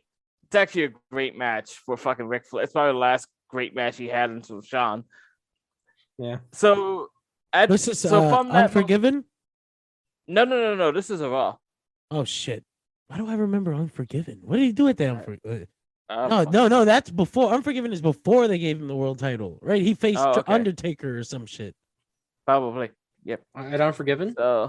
Yeah. Unforgiven. He had the title. That was against Van Dam. Okay, fuck, there it is. But he didn't get his throat destroyed yet. That was 2 months later then. Yeah. Yes, it is. Yeah. So this reads as the number of guys that Hunter pinned during the Reign of Terror. Ric Flair, Jeff Hardy, Rob Van Dam, Bubba Ray Dudley. These are only title defenses, by the way. Kane loses to Shawn Michaels in the Elimination Chamber and gets it back fairly quickly. This goes into the 280 days. Pins Shawn Michaels, Scott Steiner again, Booker T twice. Loses to Nash by disqualification, beats Ric Flair again on Raw, beats Kevin Nash at Insurrection, the show nobody watches. Then pins Kevin Nash again in the Hell in a Cell match that nobody likes. Pins Kane again. Pins Rob Van Dam again. Pins everyone's favorite WWF challenger, Maven. I remember that shit. Pins Goldberg and a few other guys in the Elimination Chamber, and then loses to Goldberg at Unforgiven 2003. Triple H with a Kazuchika Okada run.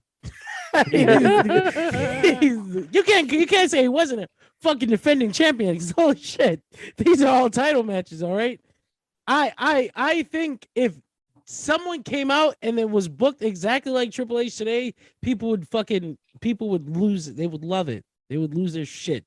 He's so fucking good. He's my champion, and then they get tired towards the end because that's how. I mean, if they're all 5-star classics, it'd be a great year. But some of those matches were pretty fucking rough, particularly those Scott Steiner matches. Oh, listen, hey, listen though, it did give us early access to listen to "Bring Me to Life" by Evanescence. Oh shit, that's right. That song didn't come out yet. That was the first time we got to hear it. The world premiere of the brand new Evanescence song. I can just hear. I feel like I'd already heard it before that, but hey. Greg, there's like a couple of little things, but the official release wasn't yet. This was official. It was No Way Out, right? Yeah. Which is such a weird song to put the Triple H and Scott. Because there's no way out, but she says inside very loudly. Save me! That's the connection right there. Yeah, because the Fallen album, which is fantastic, came out March 4th. Dude, that fucking Shawn Michaels versus Triple H. Wait, what? He said it was fantastic. I was like, is it?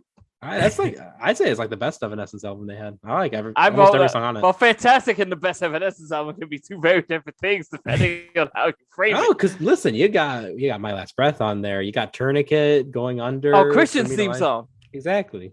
Yes. You got a lot of bangers on there. I was gonna say that fucking Triple H Shawn Michaels Hell in a Cell match. It was like a gift on my birthday. It happened on my birthday. 45 minutes. 45 fucking minutes. Happy late birthday. It was late. It was late night. Which knowing Shawn, it was probably only supposed to go 30 minutes, but Shawn goes as long as he fucking wants to. It felt like they went as long as they fucking wanted to. 45 goddamn minutes. Shit.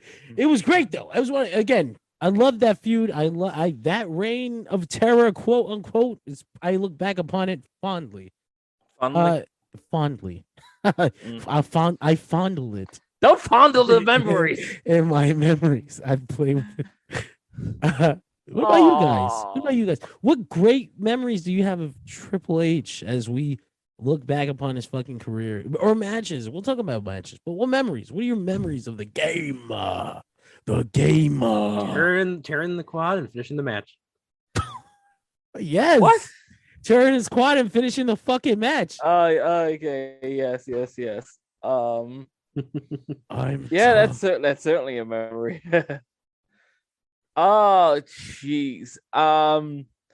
I will remember a really good stretch there where where Hunter got put in the ring with these guys that you would say that skill wise you would think is way above them, and Hunter hung with them. Like that stretch where Hunter got to go in there with fucking Chris Jericho and Chris Benoit and all those fucking guys and just kill it.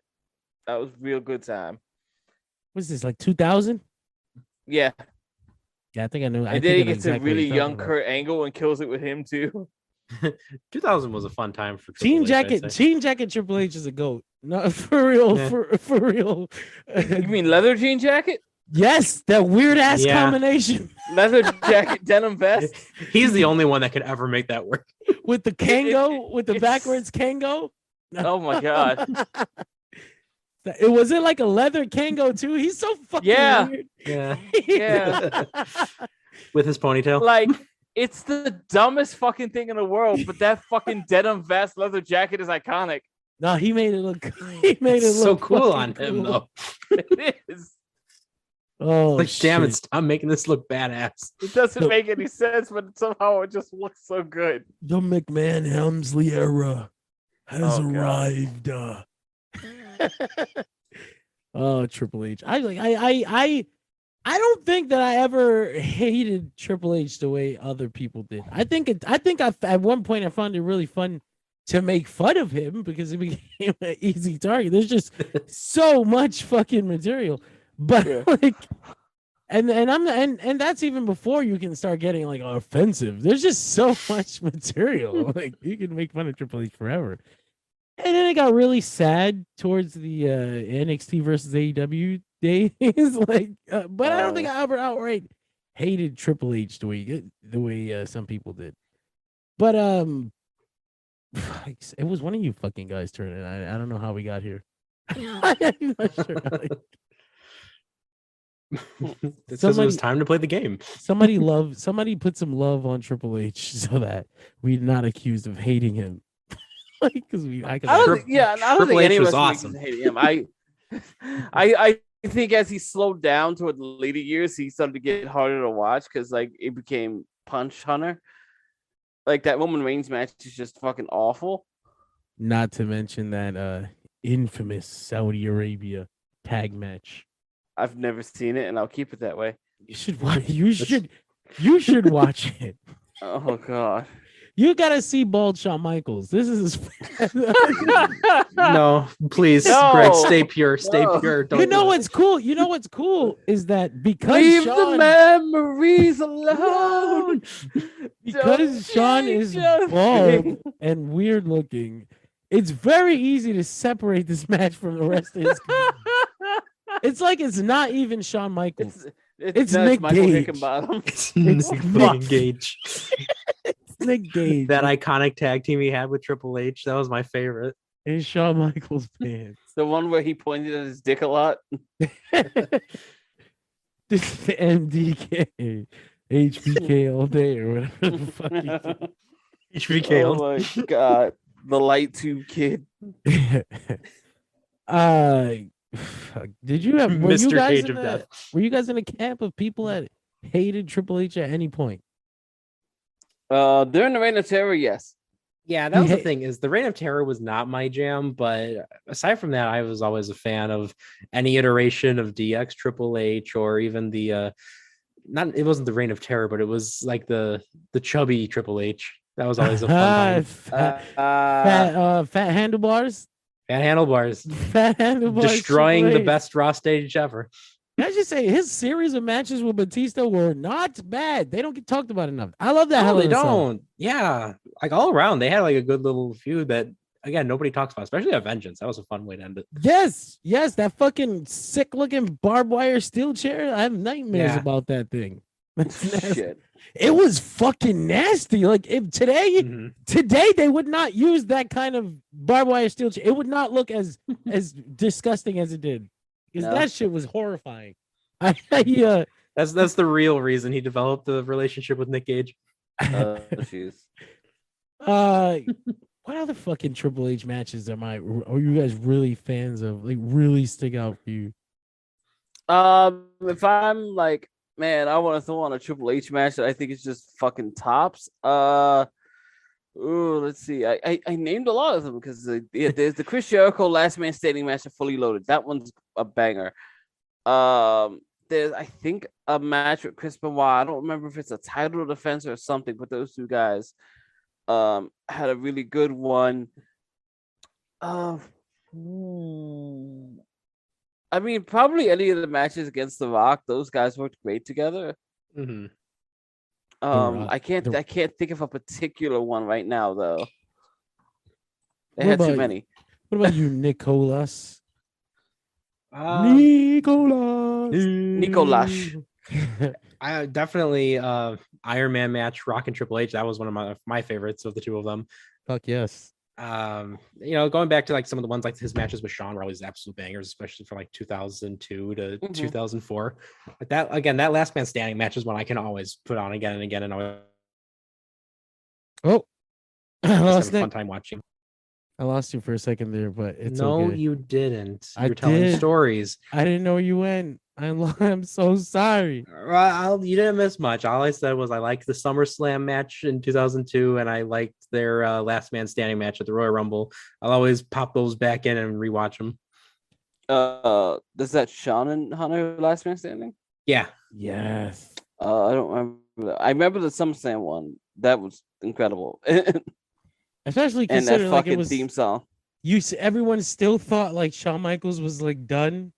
And he comes back in classic Shawn Michaels style and just works an entire match as if he never had just fucking kill. Just works it so good it revitalizes his entire career. Wait, were you fucking lying? Were you fucking lying? Did you go away to stop doing drugs? Did you do more drugs? Your vertebrae is magically healed. I'm just saying. Like I love Shawn Michaels, but fuck me. Some of those things are suspect. A lot of those are suspect. Sus.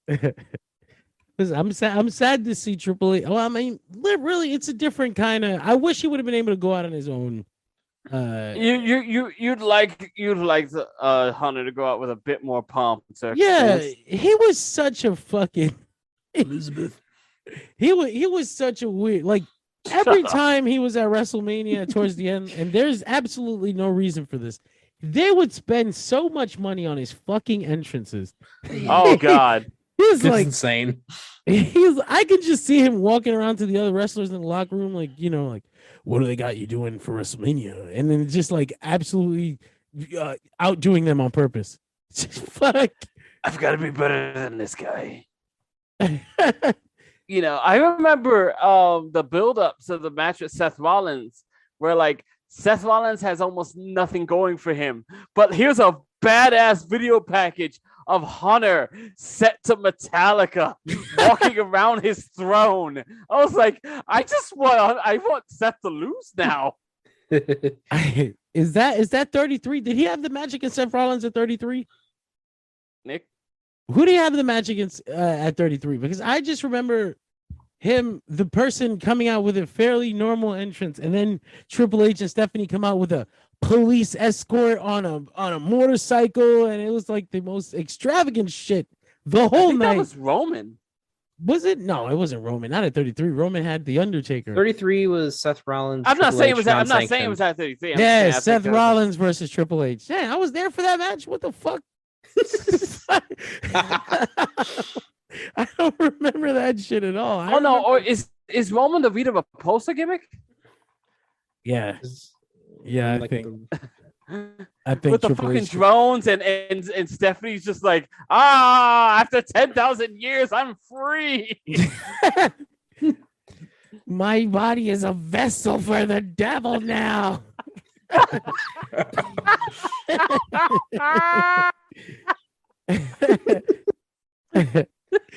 So great. We've had some good times, okay? We've had some good times great.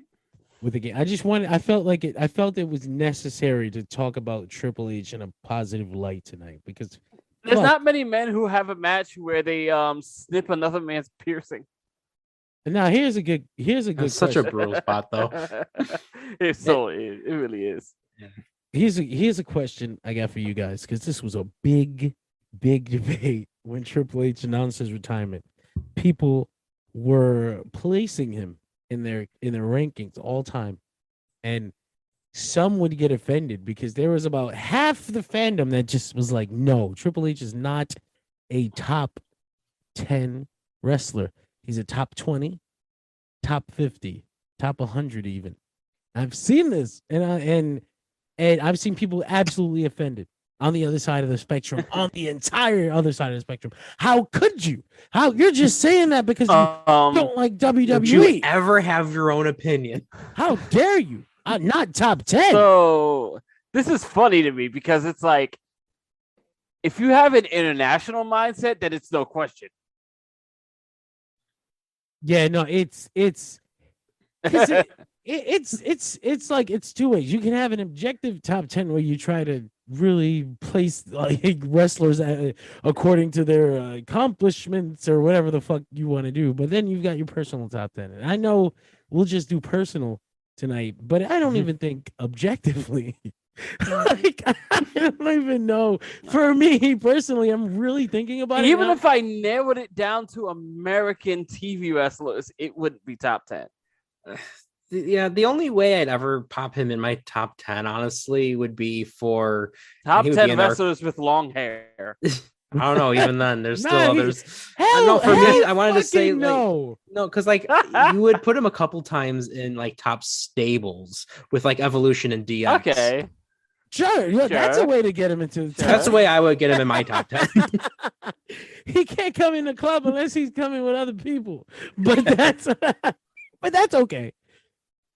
He's certainly not in my top 10, unfortunately. And I'm absolutely, my mind's is completely beyond just American TV wrestling, and there's a very that's the problem. Like if you have a palette that like is bigger than the one American company, then he doesn't work in there anywhere. I mean, even if I was like, even if we say just WWE wrestlers, sure. Narrow it down all the way down to just WWE wrestlers.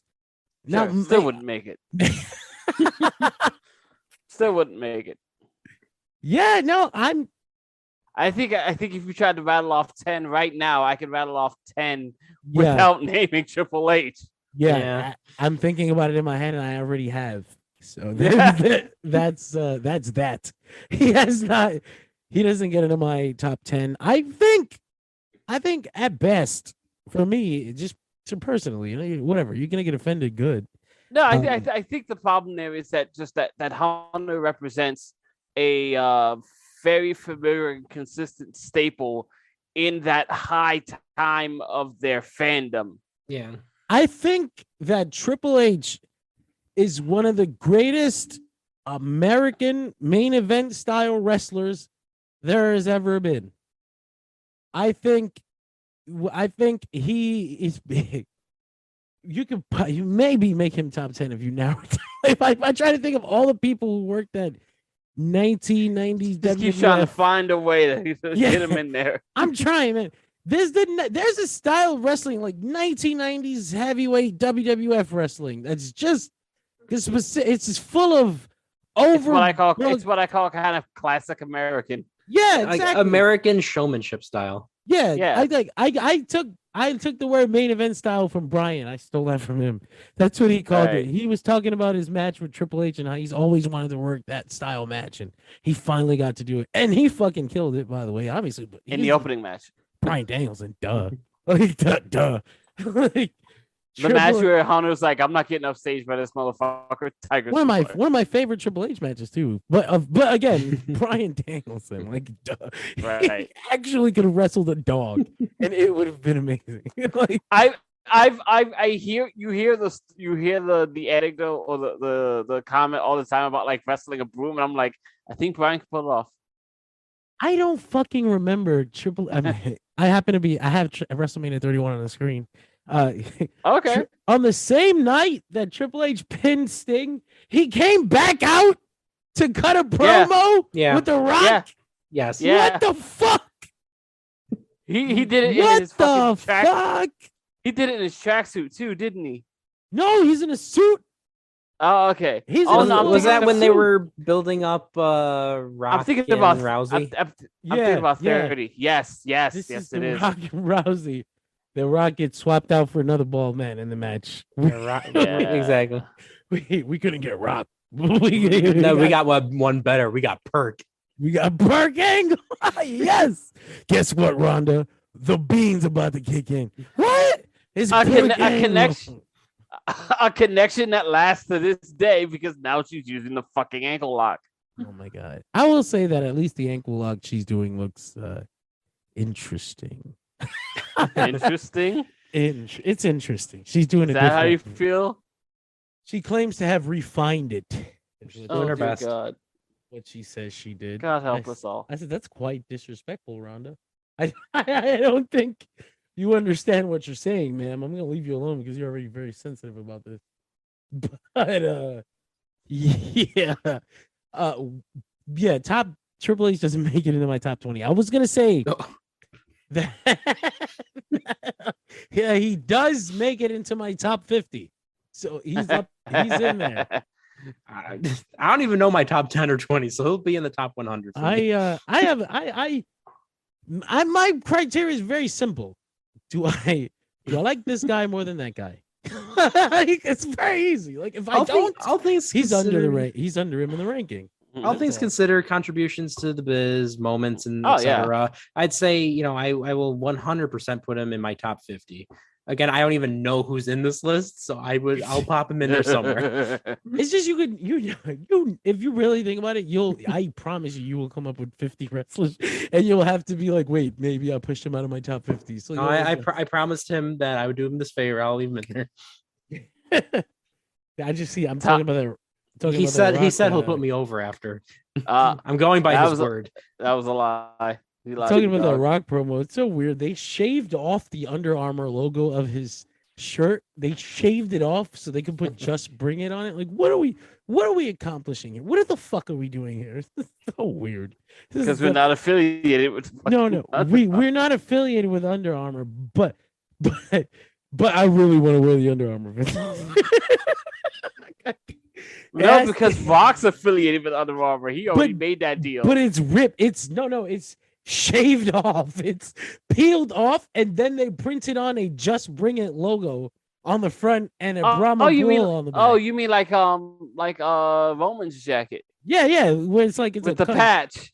It's like, is it okay for you to wear bootlegs on TV? I'm not sure how the fuck this works. Greg is humming because he's so fucking happy that it's WrestleMania week.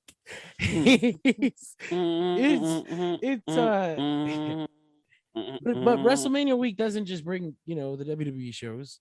You also get the collective, the GCW shows. They're GCW shows, but they have all these wacky ass labels all weekend long, and the shows play at all the weirdest hours of the night. And honestly, it's a fun fucking festival. Like, there's wrestling shows on at like 10 in the morning, 11 at night, midnight, shows that start at midnight. It's quite a fun fucking environment. Like, even if you have no attachment to these shows, just do yourself a favor, pick one that sounds really fucking wacky and have fun with it. These shows are honestly fun out of context. I have a lot of fun with these weird WrestleMania weekend special events. Everyone's really trying to everyone's trying to be known. All these independent wrestlers are really trying to put their fucking name out there during Mania weekend. You've got all these people who won't usually go to your shows, but they're fucking curious because by now they've heard of GCW or they watched Nick Gage fight Chris Jericho on fucking national television or whatever the fuck. Or they heard John Moxley was going to be. John Moxley walks out on national television at GCW, really? Yeah, exactly. Just tell GCW to rebook Zandig. So you get all these fucking oh dear, these fun events with wrestlers putting on their best possible show.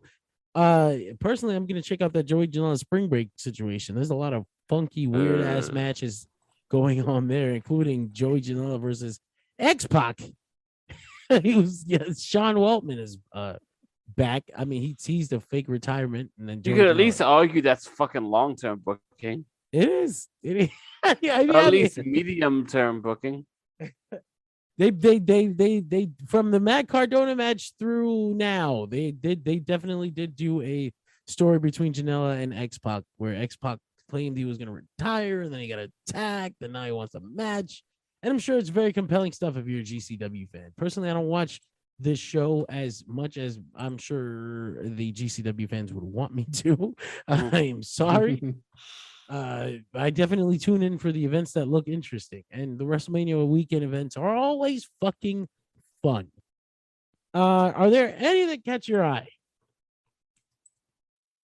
I'm always fairly partial, even though I haven't seen it in a while, to the blood sport shows, because they're just it's just a bunch of guys trying a thing they're not very good at doing. Some of them are though. There's also the foot of culture. Those are always Yes. fun. Those are always fun. Nick, anything catch your eye this WrestleMania weekend? Nothing leading up to it. There was that one indie show in my area that I was telling you about earlier that looked somewhat interesting, just for the fact that the tickets are unnecessarily high priced. Oh But dear. it's at the one of the high schools an hour away here. The main event's the Hardy Boys versus Chris Masters and Carlito. I was just thinking to myself, who did they pay for that they had to charge extra? Is it one of those gimmicks where they watch WrestleMania together afterwards? Hopefully. That's what the Is that a small That one yeah, that one's gonna be after though. Greg, I seen a smaller indies do it. You know the BWF in the Bronx? Or I've seen them. I do wish it. I didn't know it. I've seen them do it. I've seen other indie companies just be like, we're watching WrestleMania. Sometimes they charge extra, bundle it in. Yeah, they're fucking carny. If you've taken a bump in New York City, you know BWF.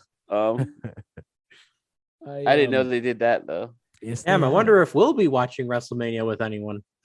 I wonder if we should watch it together. Greg recently revealed to me that he is not working on Sunday night. Yes. Oh, whoa. He's not working on Sunday night. I am interested in doing some sort of watch along because originally I was going to do WrestleMania watch along with the True Heel Heat Gang. Me, Nick. Oh, what happened? We were going to do it on night 2, but they wanted me to do ROH with them on Friday. And John said, and you I know was what? I was like, you know what? That sounds a lot more fun than fucking WrestleMania. But no, they actually overbooked night 2 of WrestleMania. They have a lot of guests. Yeah, they did. They had a lot of guests on that fucking show. So I was like, I don't want to do night 1 by myself either. So I'll fucking do ROH Supercard of Honor on the True Heel Heat show Friday night, and possibly GCW Spring Break, which I didn't know starts after that. I was like, it's a middle of the night show. I was like, okay, if they kind of wanted to do the watch along. So I was like, okay. Didn't take that decision too. I was like, all right, let's see what happens. Listen, I was already gonna watch, and at least if it's bad, I can complain with someone. I'm not alone. But so that's how suffering goes. I wanted us 3 to watch this shit along. Like, let's go. What I want. I will be with the girlfriend and going to another friend's house for it. So I've already planned on that end. Well, fuck you then. That's how that. But either way, I would have been with the girlfriend anyway. Because I usually fucking watch. What the hell? She didn't have to. Yes, wrestling is for everyone, Greg. She's not about to watch while I fucking yabber with my other friends. You talk to her too. That's the thing. We're all together, but digitally. Shit. Yeah, we'll figure something out. Pull Georgia. The ROH Supercard show on Friday. A very interesting situation there, as it already kind of started getting put together by the ROH team when Tony Khan bought that shit, and he didn't like throw away what was already advertised, but he certainly did not follow through whatever they were going to be doing on that show. It's Ring of Honor. He'll do what he wants. The report is that Delirious already contacted Killer Kross and Scarlett to make an appearance at this show, and then after Tony Khan took over, they just stopped hearing. They just stopped hearing anything about coming in. In typical Khan fashion, he just stopped talking. He was like, "All right, you're out of the group chat." Yeah, he was never invited in the group chat. You're out of the real life group chat.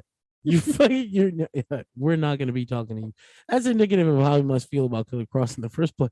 Honestly, like, not going to be seeing him in AEW anytime soon either. So, He's probably thankful. He's like, oh, good, he's in that EC3 project. Keep him. So Let him control his narrative. He apparently all the current employees of Ring of Honor were told or to not to expect to be called back after this fucking show. Oof. So that also includes Delirious, the booker, who's been booking Ring of Honor for like, how fucking long now? Over a decade? At least I guess so. Yeah. A long time. Booking Ring of Honor for a long time, possibly creatively bankrupt, but it is. Hey, now. It is what it is. It happens. Not everybody can be good forever. Looking at you, Gato. No, he's got it. The New Japan Cup got really interesting towards the end. I'll give him that. But of course, it was the wrestling more than the booking. Right? Well, whatever. But whatever. It's a story for another day. So Tony Khan comes in, and then you know that he's taking over the show because of the wrestlers that begin populating the card. You get the first match announced is the Briscoes against FTR, which at the very least you could say they've been headed towards one way or another for a while now. Then you get Jay Briscoe, a program that did at least initially start in Ring of Honor, so there's that. It did. That was very fun. I totally expected that to finish on AEW TV, but Warner Brothers was like, no, those motherfuckers hate others. You're not bringing in other boys. Motherfuckers. You got Jonathan Gresham and Bandito was a match that has been put together forever. You can't really take it away. Swerve Strickland versus Alex Zane is one that got put together and advertised by the previous team. And because it was advertised, Tony Khan felt, you had to leave it where it is. And there was already a commitment. Yeah, and it's already got an AEW guy in the match, so it's not like too far fetched or whatever. It's not too away from his plan. That was where I came out of that match, where it's like I don't know much about what either of these guys have been doing, other than the other one just got fired from the Big Show. But at that point, Paul White, no, yeah, right. But at that point, I was just like, well, we know who's going over. Jay Lethal versus Lee Moriarty was announced next, which this match by itself kind of tells me what Tony Khan kind of plans on doing with Ring of Honor. I mean, listen, we talked about it last week where it's like, the best thing you can do is run it as a fucking, not you run it as separate, but you have to use the same wrestlers. But it's kind of cool if you let it exist as its own thing. But whatever. Fucking Josh Woods is defending the ROH Pure Championship. You know what's funny about it? Sorry, before you cut you off. It's a proper Jay Lethal match for AEW. It's a completely improper Jay Lethal match for Ring of Honor. If this was assuming this was like regular Ring of Honor, you would think like this is a main event Jay Lethal against some kid. Yeah. Who, yeah. It's really what it is. So it's going to be interesting to see how he's used there. There's not that many matches on the card either. It's 6 matches. Josh Woods defending the Pure Championship against Wheeler freaking Yuta. I cannot complain. What can you say? I know some people are going to be like, well, it's AEW. It's AEW late. I'm like, what the fuck? I don't That's care, another thing. I'm like, is really Yuta about to take that belt to fucking move their angle? He's gonna take it, and I mean, hey, both guys are kind of AEW now, so I wouldn't hate that. Wheeler Yuta definitely was on Dynamite talking about how he did not join AEW to be the best friend that he could be. Like, he joined AEW to be the best wrestler that he can be, and winning people, dog. Yeah, he did. Well, really, listen. Chuck Taylor's like his daddy. He raised him. Oh dear God! He trained him. The connection is jealous. There.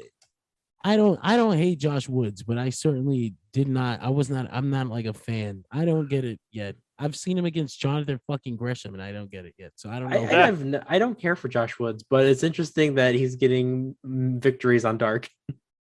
Well, he's got to look at least a little. I mean, strong.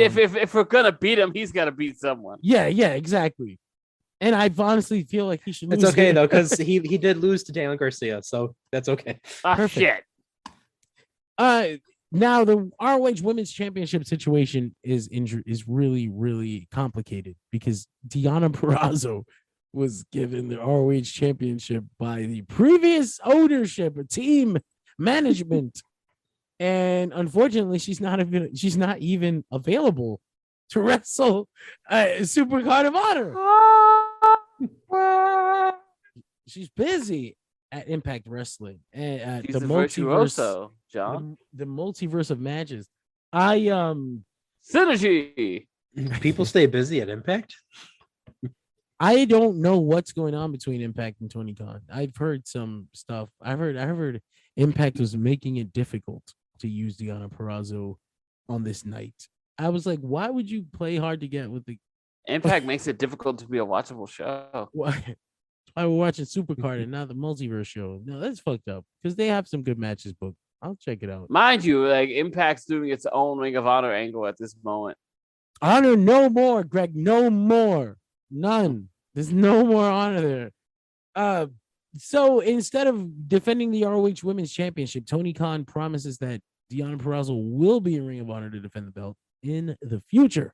But for now, because he really likes doing this, he's going to crown an interim ROH Women's Champion.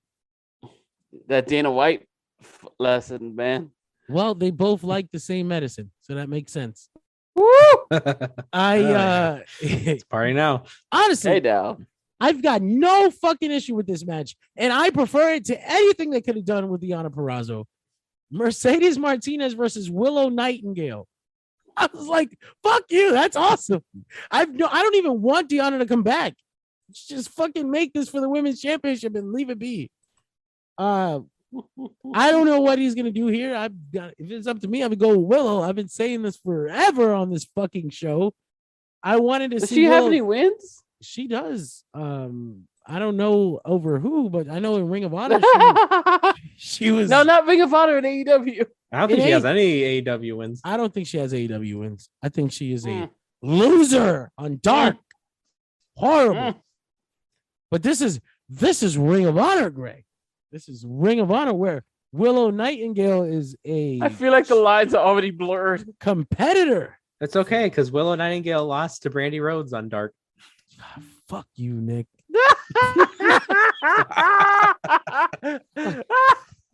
Did you do this? That really for? fucks up that perspective. Fucking hell. Okay. You know what? He was January living in 19th such of this year. blissful ignorance. You know what? Dark Never mind. Elevation. I Number hate- 47. I hate wrestling. Shit. It's not even dark. She made it up to Elevation and still lost to. Ah, shit. Was it on Oh, Elevation? God. Was it on That- Elevation? Yeah, it was that's what it Elevation. Ah, shit. That was her second to last wrestling match. That actually stings. All right, I gotta. It hurt a Because then little. the next Elevation, Brandy defeated Kylan King. For what? Why? Why were we doing this? Both women that should have been signed. What are we doing? God damn it. Okay, whatever. I'm going. Oh my god! I'm done. I don't want to talk anymore. Nick, advertise something. fucking Brandy Rhodes just beating all of John's favorite fucking female prospects. And then the bitch retires. Get the fuck out of here. Get the fuck out of Quote here. unquote retires. No one wants to sign her. I fucking hate pro wrestling. I don't want to do this podcast anymore tonight. I'm done. I'm done. Cut this shit off. Whatever's on the format, erase it. Nick, take us home. Get out of here. All right, we're going to home, and we're going to go to the house of Tony LaRocco, who runs the Cold Case Project on YouTube. It's a channel that focuses on all kinds of disappearances, murders, and other cold cases. And No, hopefully Nicholas, it's the Laraco Factory. Oh shit. the LaRocco Nightmare Factory. Send book, because we're going to be reading about the information and content of the videos that will provide a form of closure to the families of the victims involved. Looking at the videos coming up today, we have the new series, Cold Case Project presents Unsolved Mysteries. This case of Jill Lynn Udo and Klashindra Hall. You know why you should check those out? Because I did the voiceover for it. What? Hey. Yeah, let's fucking go. Oh my god! I hope you did. I hope you didn't like the guy from Unsolved Mysteries, and you just asked a lot of questions. Yes, actually. Amazing. Jonathan Frakes. Jonathan Frakes. Yes. This mystery remain. It was more like BuzzFeed Unsolved, and it will remain unsolved. Boom, boom, boom, boom. And then that music just plays at the end. Yeah, that show used to fuck my head up. I hated it, but it was hard to look away. But where did the vase come from? It was up her ass, and she never found out why. Because it was around the corner. It's fake. It's phony. It never happened. It never happened. You messed up Nick's We plug. made it up. You messed up Nick's plug. We enhanced Nick's plug. It's okay. I deserved it after the Brandy Rhodes thing. And you bring it back up too. Fucking hell. Two elevations in a row. I hate 47 and 48. Where the fuck? What are they doing on Major Issues, Greg? Hurry before he fucking brings up something else. He had a dark match on Dark 124 Greg! against Ashley D'Amboy. Greg, hurry up! Dark 120. Brandy Rhodes I defeats believe Angelica that stuff on the Risk. major. Fuck! I do believe on. December the 3rd. Brandy Rhodes defeats Robin Renegade. Oh my god, the Renegade Twins. No, she really went through every prospect. Killed them all. Oh my god. All right, What that's all the prospects. Go, Greg. Go. Greg, Was that? Wait, was that what she was doing? That ugly ass Regal stretch too? what was it? She called it the stretch mark or some shit. Oh god. Oh my Oh, it's not cute. The That's- pull apart brawl with a legitimate fighter in Paige Van Zandt. Shut up. I believe we'll be covering the enigmatic Moon Knight, run by by Jeff Lemire. Oh, is that the one they did? I believe that's what they said. Yes. Interesting. Who's reading? I think it's Daniel. Oh, they're gonna That's be a fun. funny way to say Brandy Rhodes. Shut up. You know what? Throw it away. Yeah, it says they recorded the Jeff Lemire run on Moon Knight. So that's what they'll be covering. I'm not sure how many issues it is, but it should be a good time because Moon Knight is fucking crazy. I keep on forgetting that the show starts this week, and I don't think that's a good sign. Oh, for it's the this week? viewership. Yeah, you see? Oh, shit. Uh, Oh, fuck. It's only 6 episodes, and I'm not even hype. I'm just like vaguely curious. That's what everyone is, because that's how it works with this Marvel stuff when you don't know the heroes. That's how a lot of people were with the Guardians first, too. Like, what the fuck is this going to be?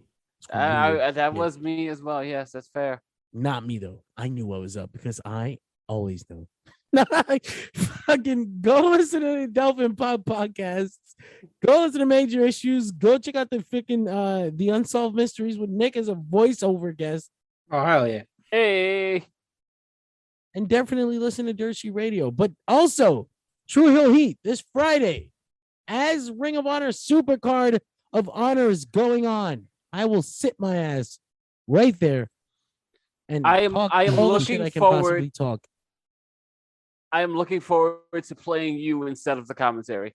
It's gonna be. I'm going to do my best to make it worth it. I promise, because it's gonna be fun. It's the first. And by that he means I'm going to do my best to just completely fuck all over it. Just shit all over everything with absolutely no unbiased opinion. So also what's going to happen Sunday? Where's that podcaster? He tried to fuck on me. Oh, fuck. There you have it, folks. That's another episode of Dirt Sheet Radio. Fuck this podcast. I quit. No more back. podcasts. Come Don't back come next back week next if week. you want. We might be stay here, away. we might not. It all depends on how long Nick could keep Brandy fucking Rhodes out of the goddamn conversation. Oh yeah, speaking of which, don't forget to join us when Brandy Rhodes is the guest on next week. Oh, can we please? This is not. Who said it was open mic night, bitch? This is not Dirt Sheet Radio. Which, by the way, is not even her best line. This is bitch. What she say? This is bitch sheet radio. This is black bitch sheet radio. You said you're a black belt, but I'm a black bitch. There you Earrings go. off. Oh my god, I will not. Oh, miss, that bothered so many black people on Twitter. I will not miss that. That stuff on AEW television. No, you won't. No, I will not. I'm sorry. Well, it's okay. It's okay, John, because as soon as the awkward blackness was gone, they brought back Vicky Guerrero to talk about awkward Mexican shit. She said she's trying to kick Thunder Rosa out of the country. What was that about? Yes. Which, by the way, if you didn't know, Vicky Guerrero, the woman named Vicky Guerrero, is totally about that wall. Yeah, no, wait, yeah, that's actually it's really fucking weird. It's in real life. She joins up She with is JBL. totally about that wall. Oh my, in It's real no life, bullshit. in real She life, is she with it. is JBL in that one skit on SmackDown where he tries to kick all the people over the border. He tries to send them back to Mexico. That's Vicky Guerrero. That's very unfortunate. We will talk to you guys. That bitch said we're gonna put up the wall and my in-laws are gonna pay for it. He told Thunder Rosa to go back to Mexico. What the fuck? I can't. We'll talk about it next week. We'll see you guys next week. Have a good night. Will we? Have a No, good we're no day. more. I don't know, because if That's the end of this. If I have to go through one more of these, I'm gonna fucking die. You have to go through 8 hours of this next week. I can't. do it. No, you know, I retired right now. I'm only into anime. Thank you, John. Coming off the heels of Triple No. H's retirement, this is the retirement of John Escudero. I have a defibrillator in my brain. I can no longer How many times watch have we ended this wrestling. show? I try to let the people go to work, but you won't. They're late. This is fun. Don't go to work. Stay in your car. Keep listening to this. You guys have a wonderful day. We will see you next week. Peace. This concludes our broadcast day. Good night, and God bless. The sport of professional wrestling.